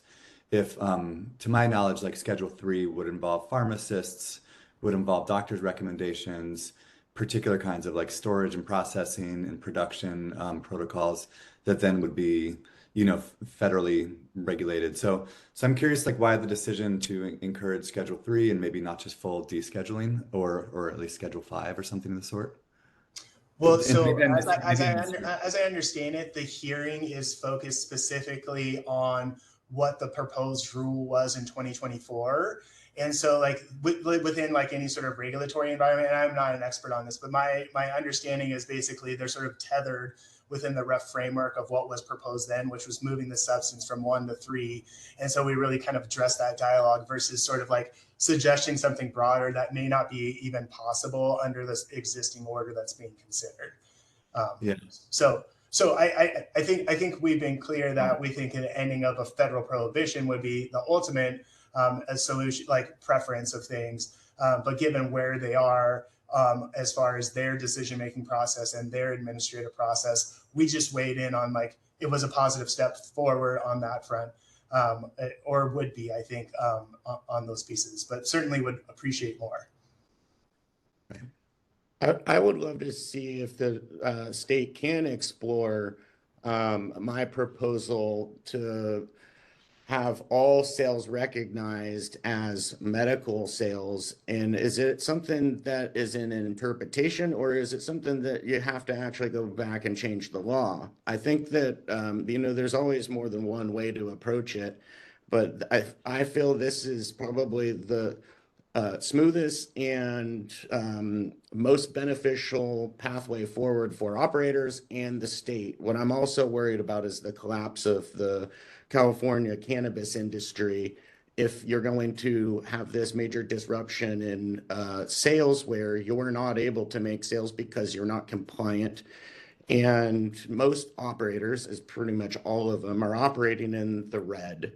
And so having a disruption in operations and added cost is absolutely going to collapse this industry as we know it today.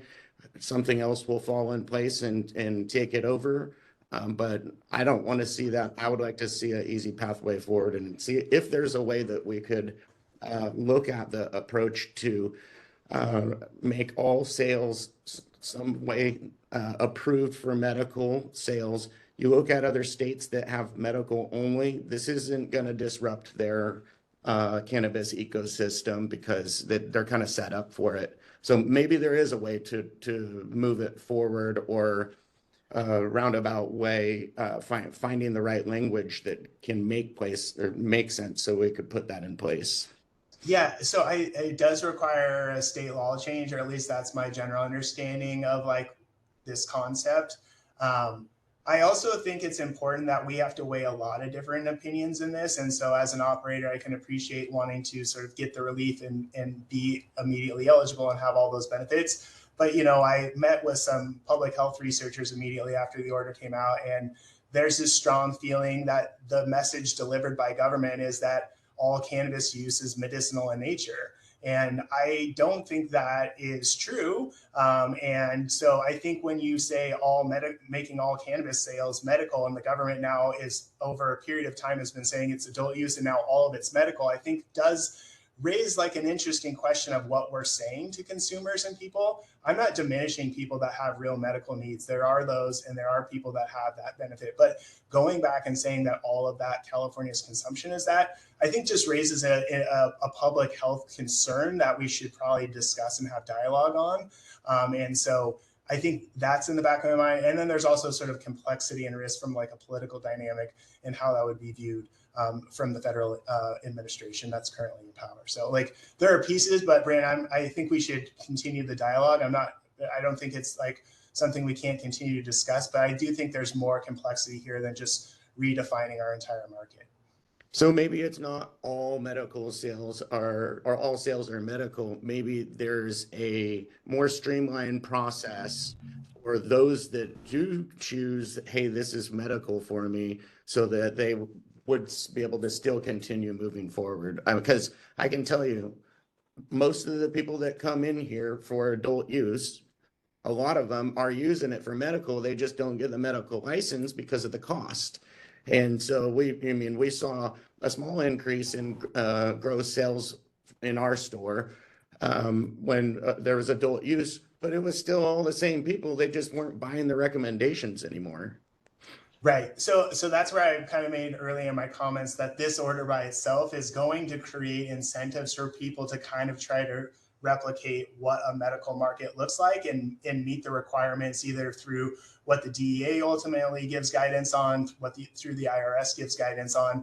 And then I think we're going to be taking that information in to figure out, are there rule changes, law changes that we need to make to sort of like ease that complexity.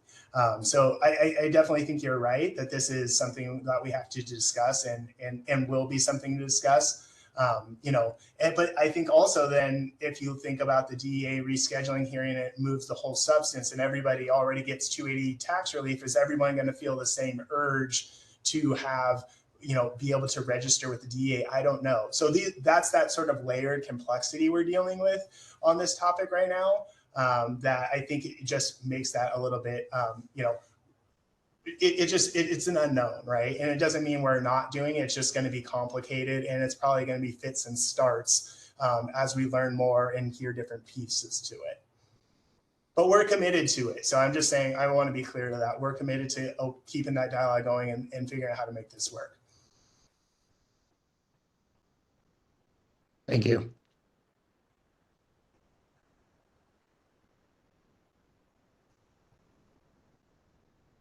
Additional comments or questions amongst members?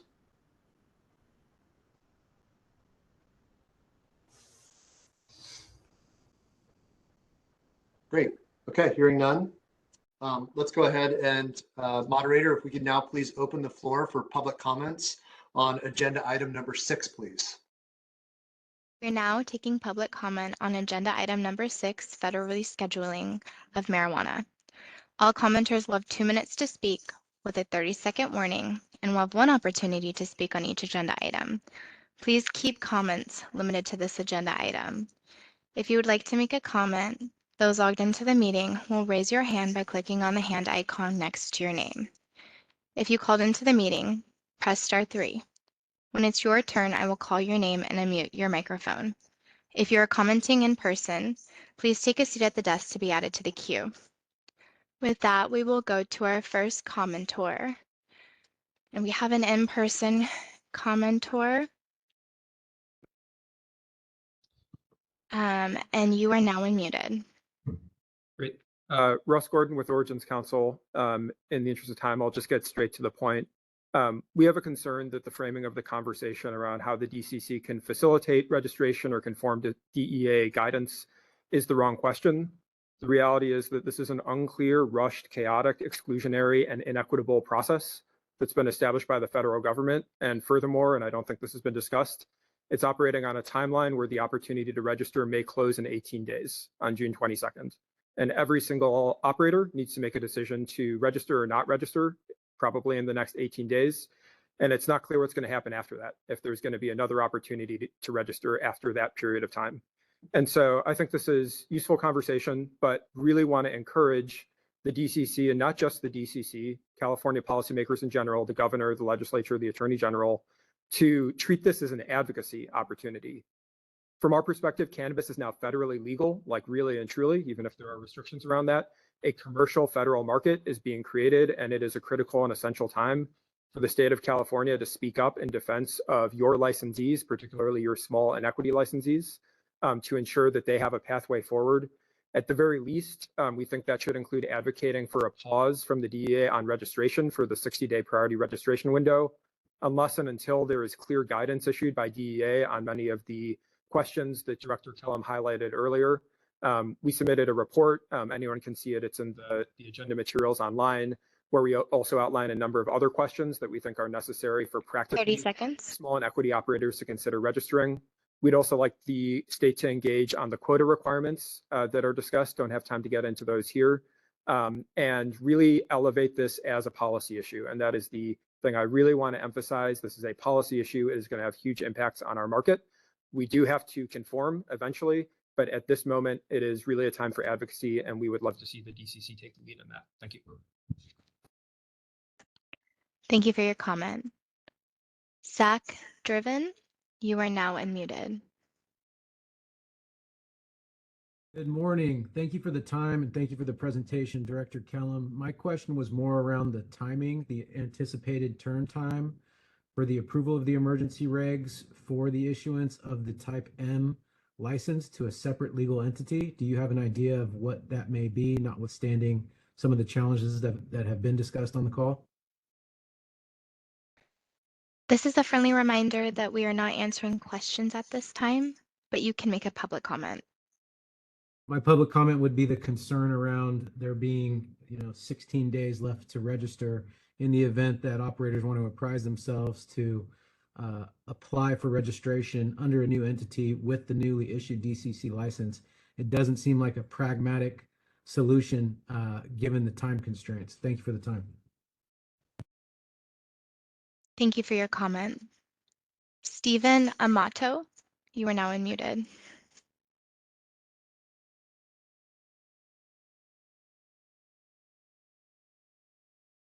Stephen, are you there for public comment? All right, we'll circle back to you. Sequoia Hudson, you are now unmuted. Hello, can you hear me? Yes, I can. Great, thank you. Thank you for this opportunity to speak. I really want to thank Director Kellum and the agency for opening up this opportunity for us all to brainstorm and talk and discuss this complicated, convoluted topic. I think it's really important that we have these open dialogues, and I really do appreciate it. And it's great to hear other people's thoughts as well. So I just wanted to start there. I did want to just also speak really quick to what Mr. Brandon Levine had talked about in all sales in California being medical. I want to speak more to like how people use cannabis, right? And I know this is probably my opinion, but I just want to say that even just because someone doesn't see a doctor and or get a recommendation, I think their choice to use cannabis, whether it's to have fun or relax or a severe medical condition, or maybe not a severe one, but something that they just need some relief from their ailments, would be considered self-care, whether they see a doctor or not. And to me, that would be considered a medical use. Like, I feel like all use is medical use for whatever reason a person is deciding to use it to make them feel better. And I would love to see some kind of conversation from people at higher levels understanding that. I don't know if it's doctors or what, but to understand, like, how are they defining adult use? Like, just because an adult doesn't have a recommendation, like, I really would love to explore the fact that people who are exercising their right to self-care are using medical marijuana, 30 seconds. even though they're not potentially purchasing it in a medical marijuana system because it's complicated, hard to access, and even expensive for people. So that's really all I wanted to put that out there. And thank you again. And earlier I didn't get to say, but yes, I love the idea of collaborating more with ag commissioners. Thank you. Bye. Thank you for your comment. Stephen Amato, you are now unmuted.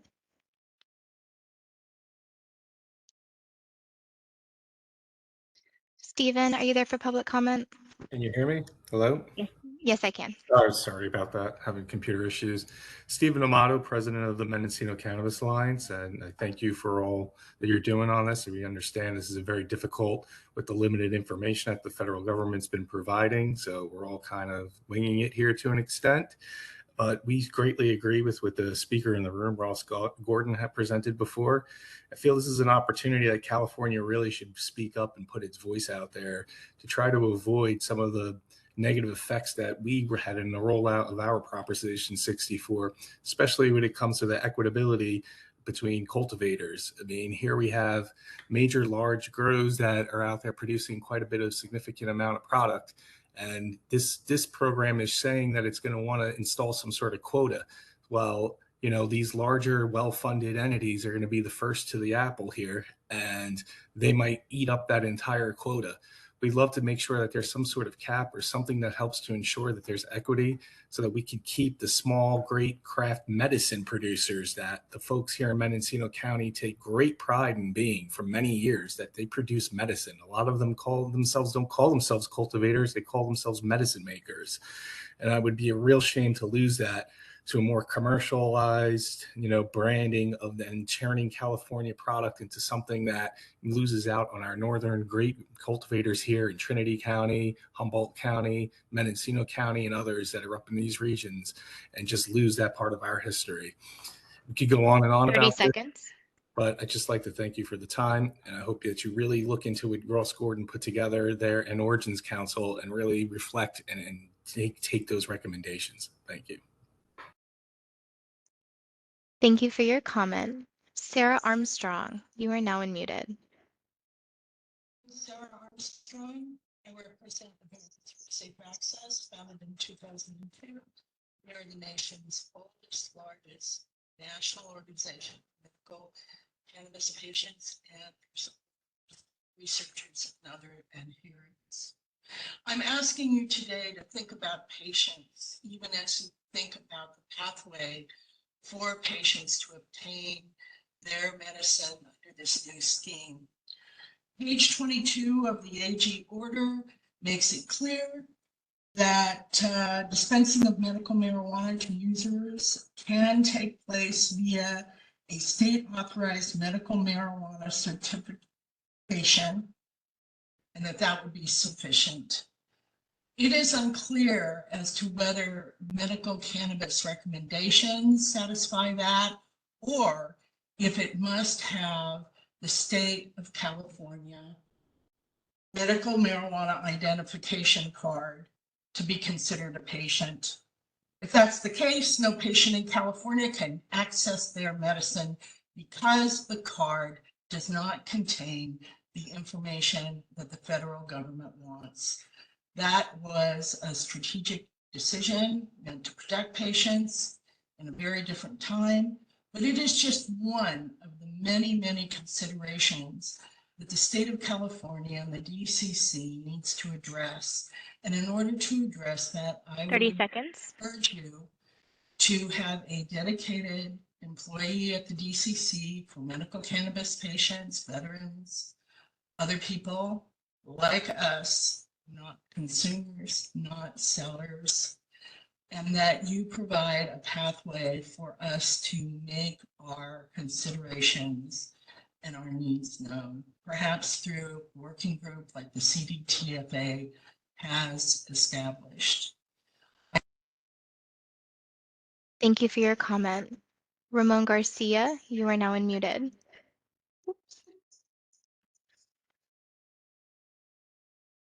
All right, Ramon, you should be unmuted now. Garcia here from the Equity Trade Network. I represent several dozen equity operators up and down the state and in other states. I am commenting here. I want to appreciate the fact that you guys are opening up this space for us to be able to have these genuine conversations. But also, I would like to say that there still has been very little clarity in terms of protections. The people that I represent are social equity and legacy operators that have traditionally been targeted by federal policies and police. And so there is a great amount of anxiety and fear in our community about even participating in this process without any kind of protections from the state of California and from the DCC, saying that we will not be targeted because of answering specific questions about trafficking, Schedule I substances. And so really would like to get more clarity around that, and also the fact that we need the state of California and the DCC to stand up and protect us against any kind of reciprocal harm, drug war 2.0. And then also like making sure that there's pathways for small businesses, as was stated earlier, in small farms, in order 30 to seconds. participate in this process. It's a high financial burden, and there needs to be protections for small businesses and a pathway for small businesses to participate without impunity. Thank you.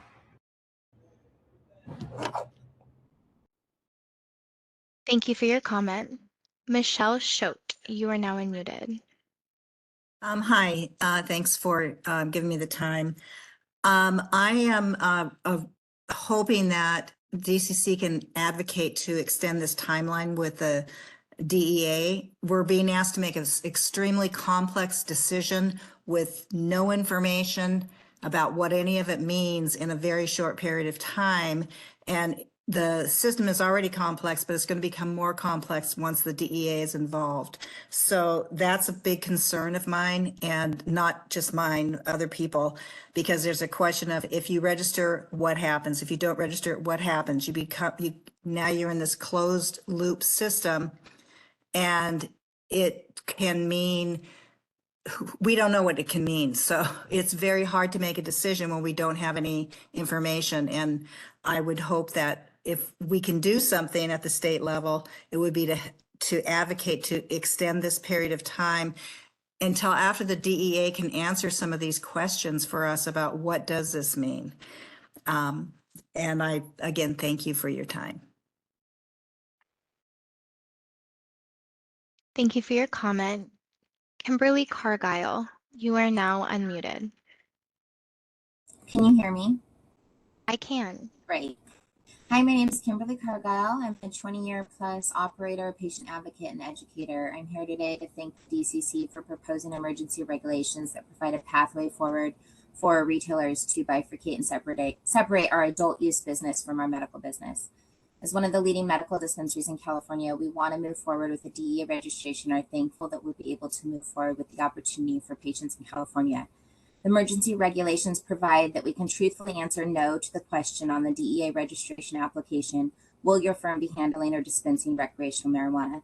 This is the one question on the application that is specifically called out in the DOJ order, stating registration under this provision does not allow the practitioner to possess or dispense Schedule I controlled substances, including marijuana and marijuana extracts that are in a form other than FDA-approved drug products, etc. So I really do look forward to new regulations coming out soon that allow this for all license types as well.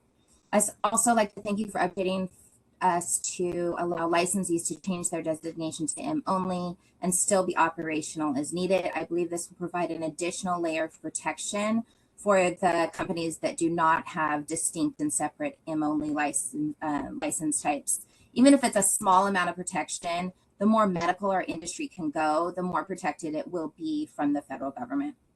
I have a few requests. First, it would be really helpful if the DCC could provide communication 30 seconds. Cities and counties encouraging to work with licensees in their jurisdictions.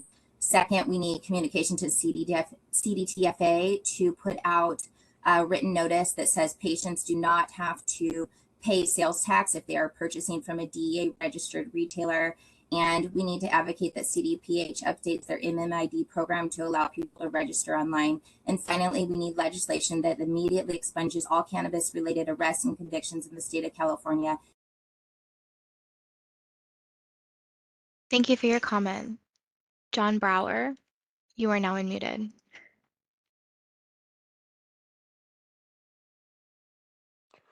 I want to thank Clint and the CAC and this entire machinery that we have here, all the commenters. We really need to be able to be adaptable and move fast on this. I want to encourage the DCC to take the lead on not only interacting with the feds, but also within the state. It would be great if you guys could put together like a working group of state agencies that could have some involvement in this. CDFA and public health and on and on and on.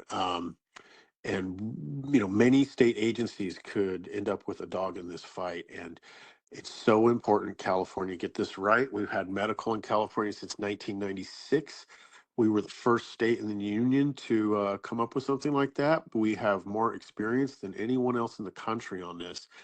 And it's really important that California uh, have strong collaboration within the state and really strong representation with the feds. So we were just talking about the mission statement, but this should probably be the top goal for the next year at least.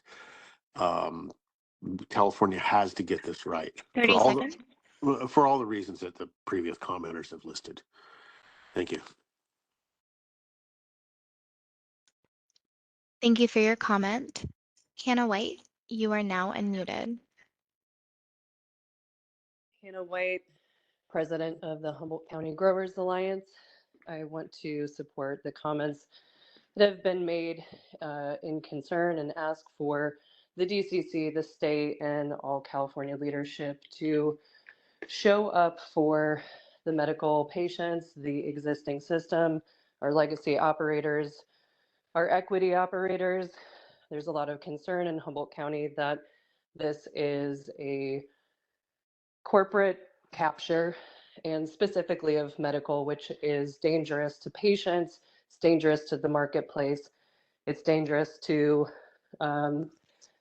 so many communities and so much industry that is the backbone of medical cannabis in the United States. As John just mentioned, we have the longest standing medical platform in the country. And so I ask the DCC and the state to spearhead creating increased access immediately and public awareness for medical access of cannabis for patient benefit, and also concerned for the access of cultivators and small retailers, businesses, distributors, manufacturers to be able to engage in this, concerned about the quota cap, and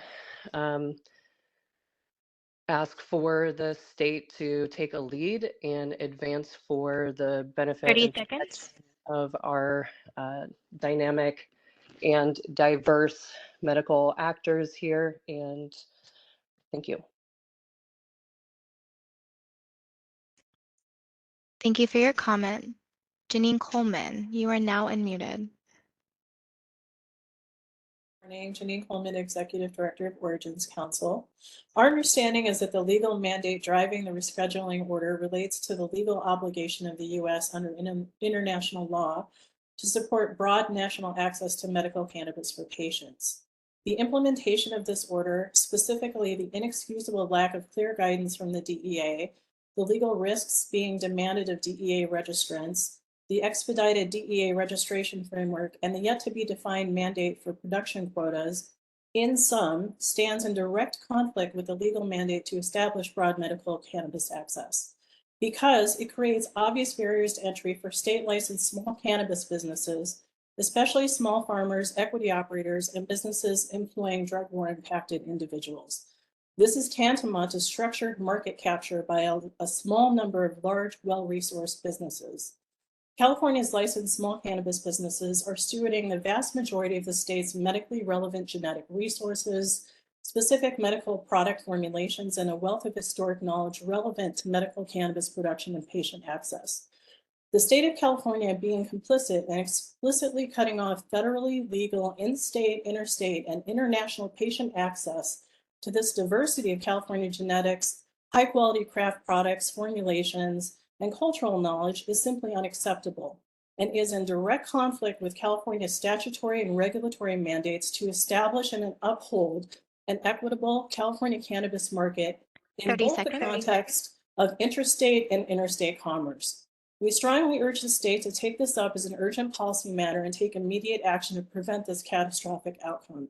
Please refer to the submitted Origins Council report for specific policy recommendations, including clear DEA stipulations, including advocating for clear DEA stipulations on production limits per DEA registered producer, and especially a pause on this priority 60-day Thank you for your comment. Hannah Nelson, you are now unmuted. Good afternoon. Thank you for allowing comment on this urgent and important topic. My name is Hannah Nelson. I'm the Law and Policy Advisor for Origins Council, and I'm also a longtime cannabis attorney for the past 34 years. And it's an exciting, dynamic moment in time for all of us to engage in these topics, but it's also a burdensome time, and particularly with respect to this most recent action by the federal government without clear guidance. Above all else, in addition to supporting all of the points made by my Origins Council colleagues and the written submission that we made, I really want to emphasize the call to action that we're requesting that the state and this body recommend to the DCC, to the governor's office, and in fact to local, state and federal legislatures to engage on a critical request to pause the priority window.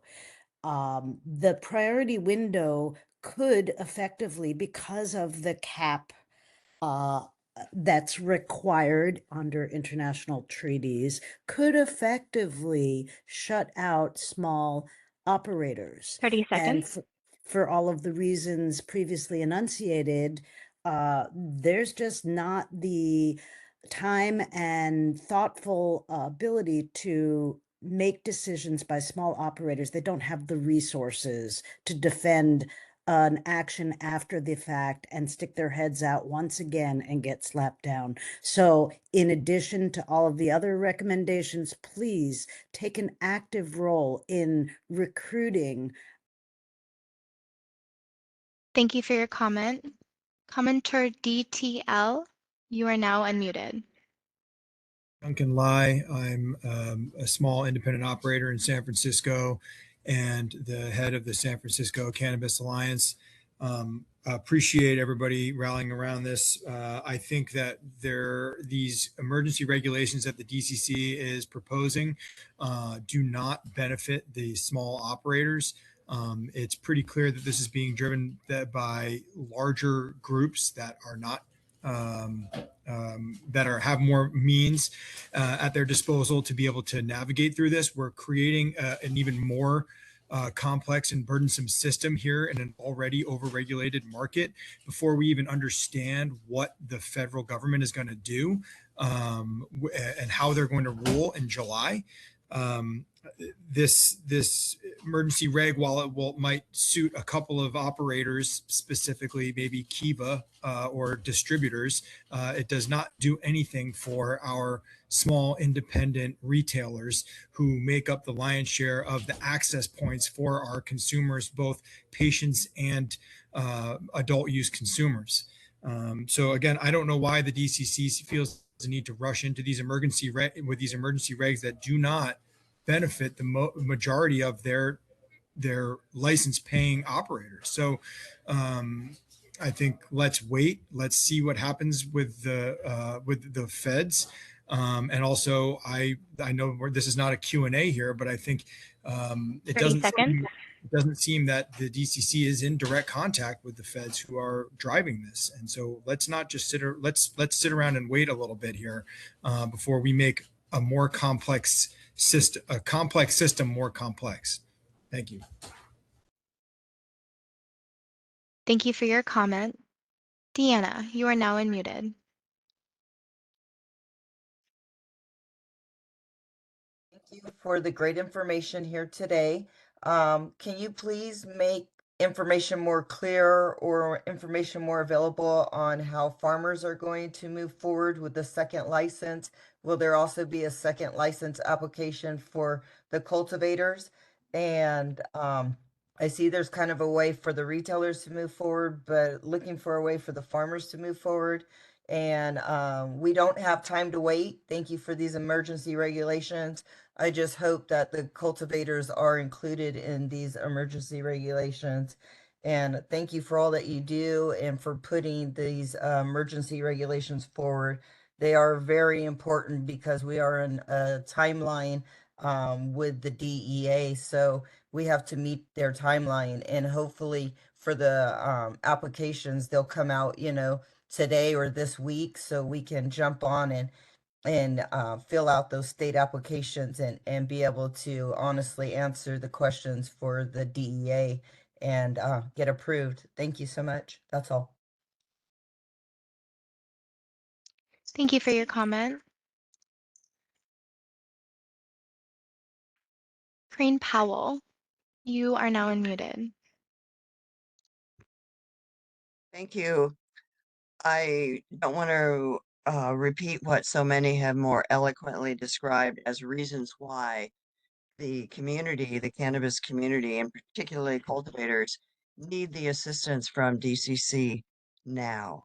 I think that there is absolutely no incentive and no reward for small operators. I don't have any delusions that the Trump administration has a way of doing things uh, without transparency, and that maybe much of this has already been determined in closed doors. But what DCC can do is send now, today, maybe tomorrow if you need sign-ups on it, a letter to the DEA that is demanding extension of time until details of many more issues pertaining to this new rescheduling are answered. So do it now. You can. Please do it now.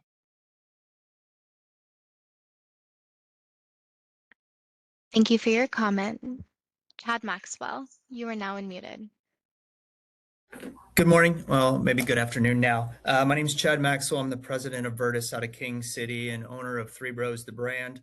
I manage several licenses. I'd like to thank the Cannabis Advisory Committee for all their efforts, as well as the DCC for trying to be proactive and give proactive this new order and give us as much guidance as they can, given that there isn't much guidance out there. So I appreciate what you're trying to do.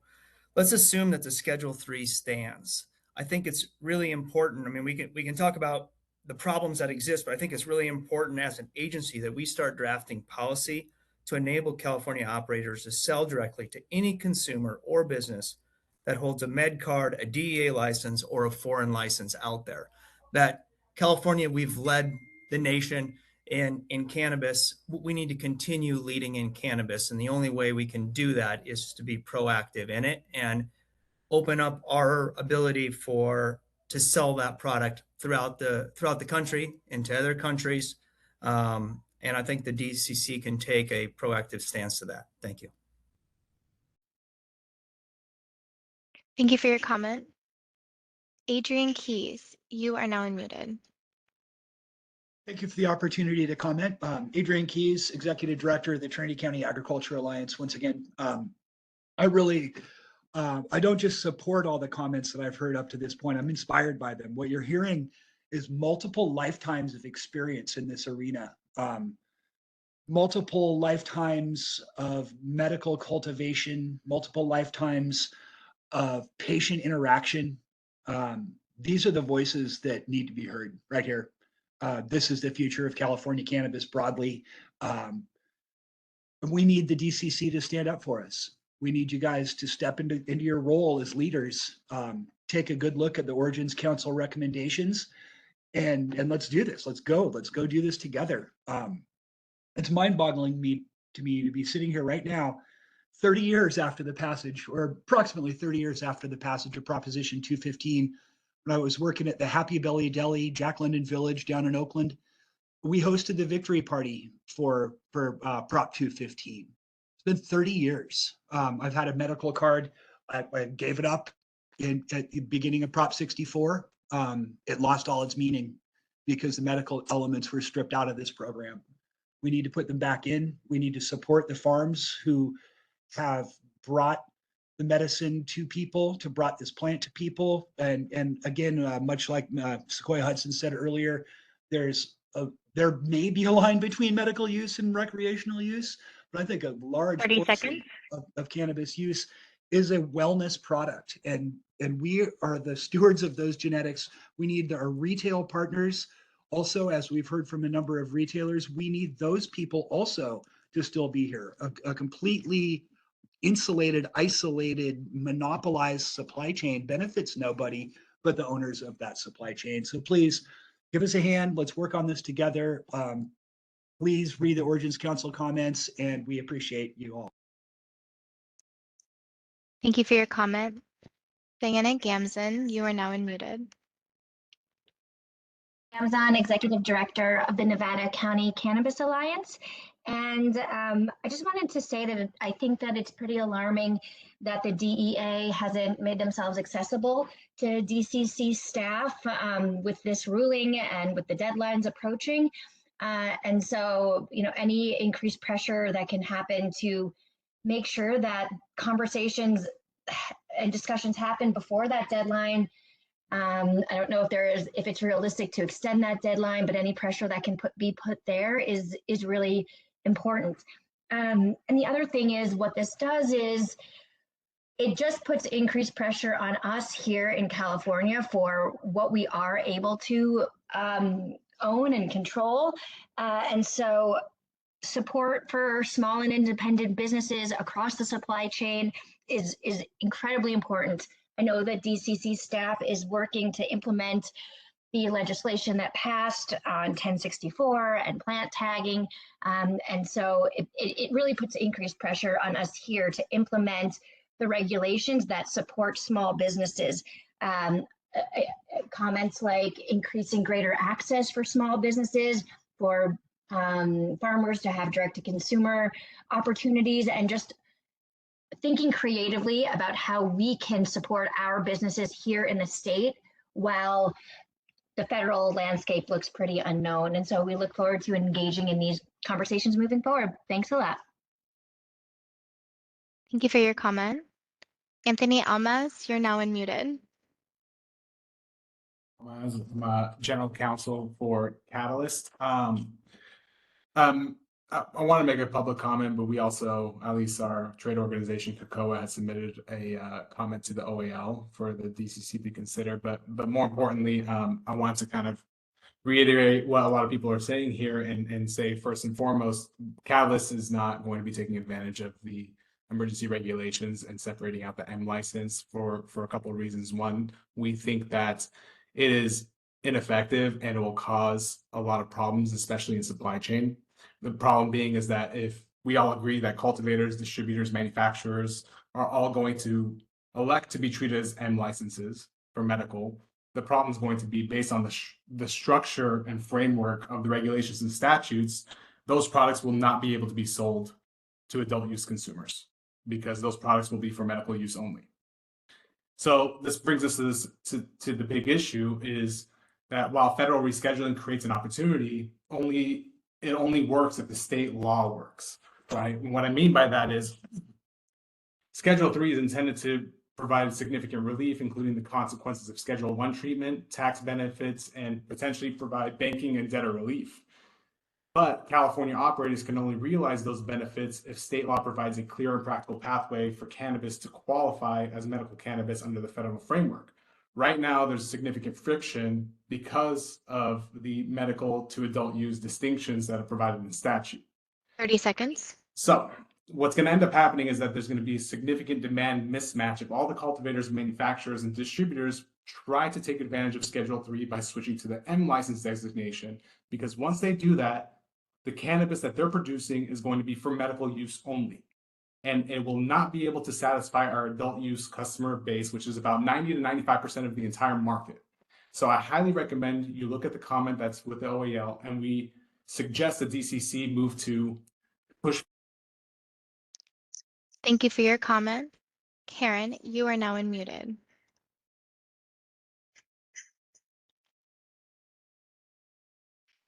Karen, are you there for public comment? Sounds like you might be trying to speak, but there is a little bit of an audio issue.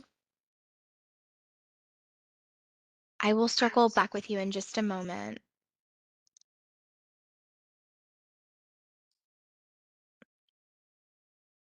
Call-in user 12, you are now unmuted. Hi, my name is Amy Henry. Can you hear me? I can.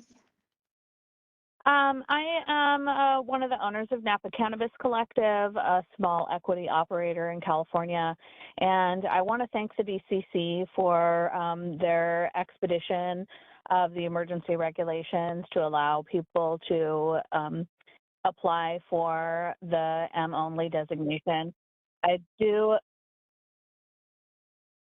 I strongly disagree with anyone who thinks that we should take a wait and see approach to this.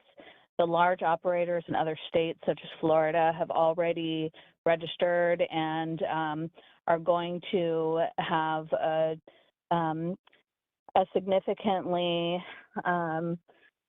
better place in this new medicinal market that's being created. We unfortunately have to accept the fact that this is going to be a completely different marketplace, and we can either choose to participate in it or not participate in it.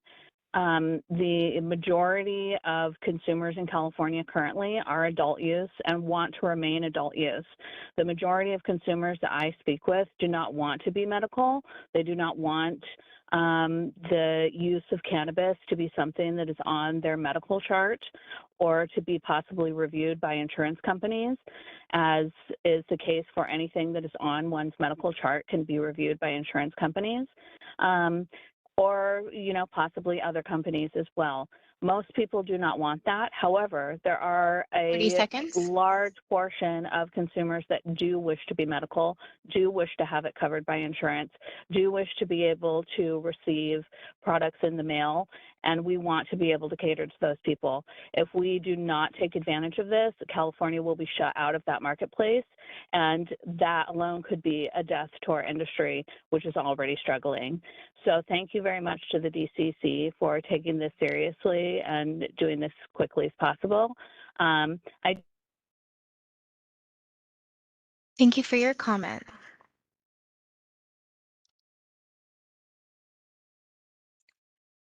All right, last call for public comment on agenda item number 6, federally scheduling of marijuana.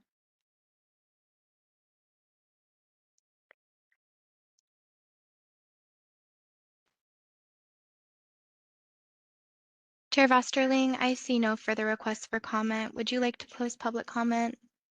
Yes, please close public comment. And I want to thank the public also for all of your comments.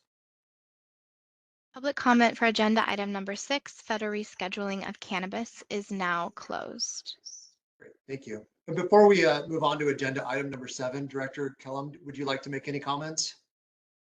Yeah, I mean, just a couple of comments. I really sort of appreciate all the public comment. I think it kind of reflects the challenge before us.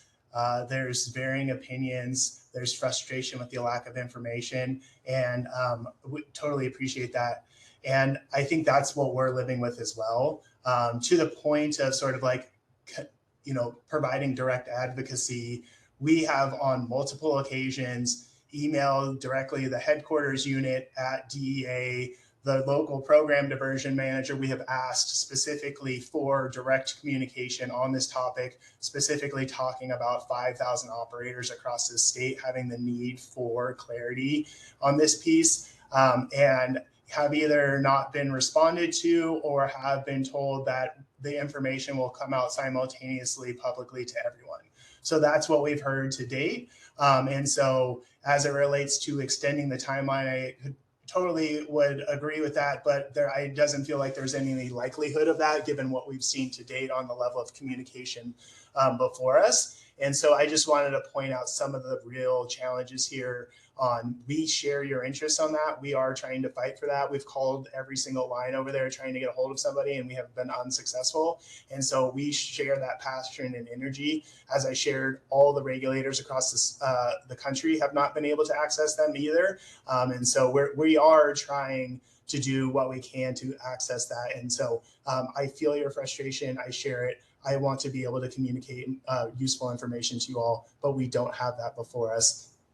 I think someone mentioned state agency collaboration, already having conversations with other agencies. We're having conversations with local entities as well. And so, yes, we will do more of that well into the future on this topic.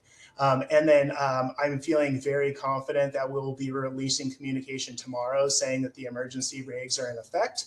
And we will be asking people to be proactive on submitting designation changes or people that want to utilize the emergency regulations. Totally can appreciate the challenges people presented and not wanting to. I'm not suggesting you need to, but if you choose to go down that path, put those in early to give us time before the deadline to turn those around. And we've been preparing ourselves sort of within IT changes, staffing changes, and trying to be organized on to be able to prioritize theirs. But there will be some sort of level, if you wait too long, that there's enough possibility we can't process it quickly enough before the 26th. So please be proactive. Expect communication to come out tomorrow. And I really do sort of share your guys' concern on this process and how this is rolled out. And you know, if we could change it on our own accord, we would.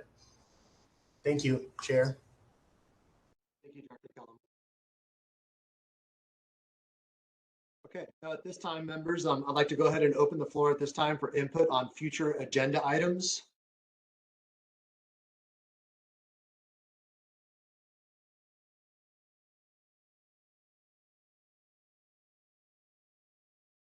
Are there any comments by members? Oh, could we bring back up batch tagging again?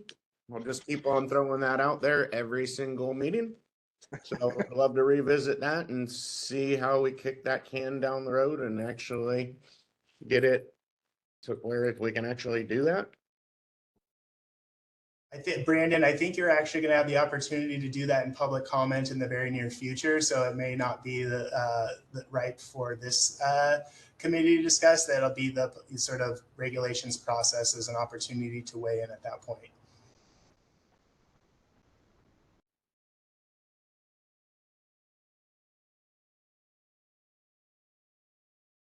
I would like to just suggest that, you know, we do have the adult use hearing that's coming up here that ends on July 14th. I think adding something related to the adult use on federal rescheduling to the next agenda item, and maybe having this particular meeting, a CAC meeting, scheduled sooner than once a quarter, just to make sure that we have timely information that is related to our license holders and the industry, along with members. I would just like to make that comment. I second that, Chair. I think that is wise advice for the next couple months, and also probably good to touch base on the conversation around adult use at the federal level. Is there any insight to why they scheduled this adult use hearing after closing the window for accepting the medical DEA applications? Because it seems like it's an ass backwards way of going about this. We have been provided no information about why they scheduled it in the way they did. I think we'll find out what that intent was. I'm pretty sure it'll be clear that they didn't want us to know for a reason.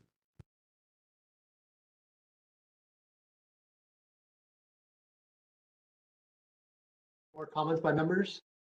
Chair Vasterline, I was just going to mention that I appreciated, you know, the strategic plan presentation, and the priorities were all very thoughtful and of particular interest. I mean, they're all of interest, but of particular interest is reducing the friction for licensees. And so any license improvements that are in the pipeline, and we've talked about the batch tagging, so that's probably not up and coming, but hopefully we'll be able to move that through the pipeline. But then also the combined licenses that was referenced earlier by Director Kellum, like what's the progress there, and just any improvements to, like we said, streamline licensing, and if there's opportunity to kind of highlight those at some point in the future, I'd be open to that. Thank you, Member Beck.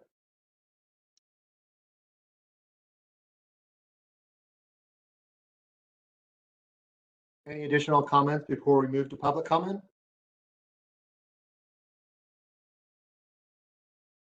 Okay, hearing none, moderator, can we please open the floor for public comment for suggestions on future agenda items, please? We are now taking public comment on agenda item number 7, future agenda items. All commenters will have 2 minutes to speak with a 30-second warning and will have 1 opportunity to speak on each agenda item. Please keep comments limited to this agenda item. If you would like to make a comment, those logged into the meeting will raise your hand by clicking on the hand icon next to your name. If you called into the meeting, press star 3. When it's your turn, I will call your name and unmute your microphone. If you are commenting in person, please take a seat at the desk to be added to the queue. With that, we will go to our first commenter. John Brower, you are now unmuted.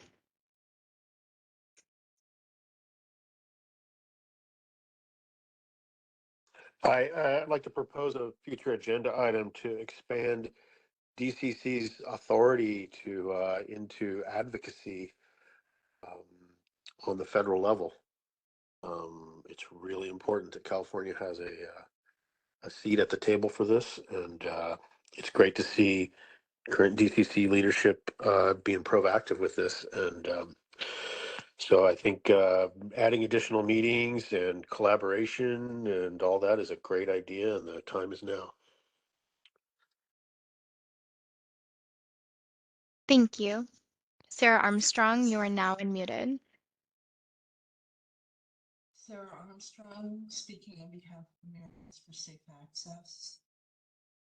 One of the biggest questions I'm getting from patients, and it's one I certainly can't answer, is what is the CDTFA going to do about patients paying state sales tax if the federal government itself designates you as a medical user? I would love it if the honorable group here could invite the CDTFA to come and do a presentation, not only on ending California sales tax for patients, but how that process works within and without their organization. Right now, if you have MMID card, you do get release from state sales tax, but it seems as if the federal government has decided cannabis is medicine, that all patients who qualify as patients should not be paying sales tax, and that's end to sales tax should arise from merely possession of a valid medical marijuana recommendation from your doctor. CDTFA has a working group already. They have 30 seconds. Open and helpful, and I'm sure that an invitation from your honorable body would be by them as well. Thank you. Thank you. Becky Rapp, you are now unmuted. Yes, and good afternoon. My name is Becky Rapp, and I'd just like to request a future agenda item regarding cannabis impaired driving and intoxication. It was discussed earlier that the Highway Patrol could possibly come and present their findings, which would be incredible. Communities throughout California continue to express concerns about roadway safety, yet many people remain unclear about how marijuana impairment is measured and enforced. So we would appreciate an update from the department on current research, enforcement tools, public education efforts, and any progress towards establishing standards for impairment. So this is an important public safety issue, and I appreciate your attention and the possibility of bringing the Highway Patrol on. Thank you again. Thank you. Wade, you are now unmuted. I'm a California medical card holder, and I would like for a future agenda item to be about the taxes for the medical cards, and bringing up that when I go to a dispensary, it's almost impossible for them to actually take the taxes off currently for the local taxes, but also for in the future for medical card holders.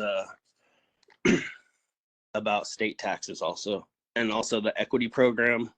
I'm an equity program applicant in Vista, and they're currently, they got the grant for an equity program, but they haven't implemented a equity program yet.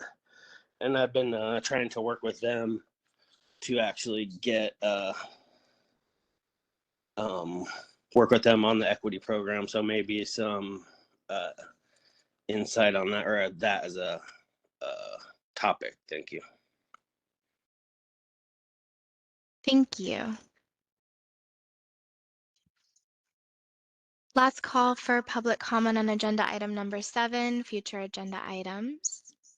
Richard Miller, you're now unmuted. Thank you once again. I just want to thank you all for you doing your hard work and moving this forward, not only on the federal level, but everything that you're doing on the state level. Once again, I'm addressing this committee and the DCC. I would like to see a future agenda item to have more oversight on equity applicants and grant funds that are being administered to cities, and to make sure that those cities are carrying out what they initially intended to do and not burying it and receiving funds and not making it accessible to those applicants that had already won and been awarded and changing their mind, just as West Sacramento did by reversing their equity program. There needs to be more oversight and accountability to not only make sure the citizens are aware of what's going on in that community, but also that the DCC is making sure that it's not a waste of funds and that those funds be recaptured if they're not going to grant them to the individuals that have been awarded, or if they're not going to complete their ordinance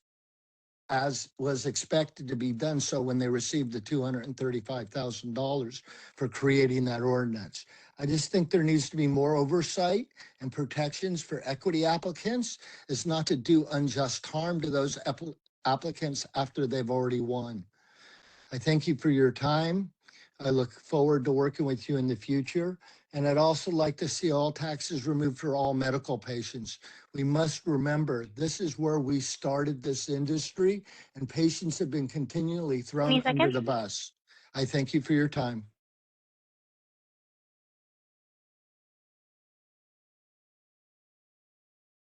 Thank you. Last call for public comment on agenda item number 7, future agenda items.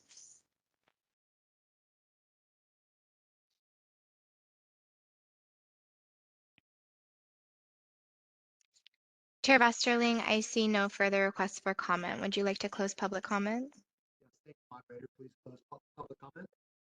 Public comment for agenda item number 7, future agenda items, is now closed.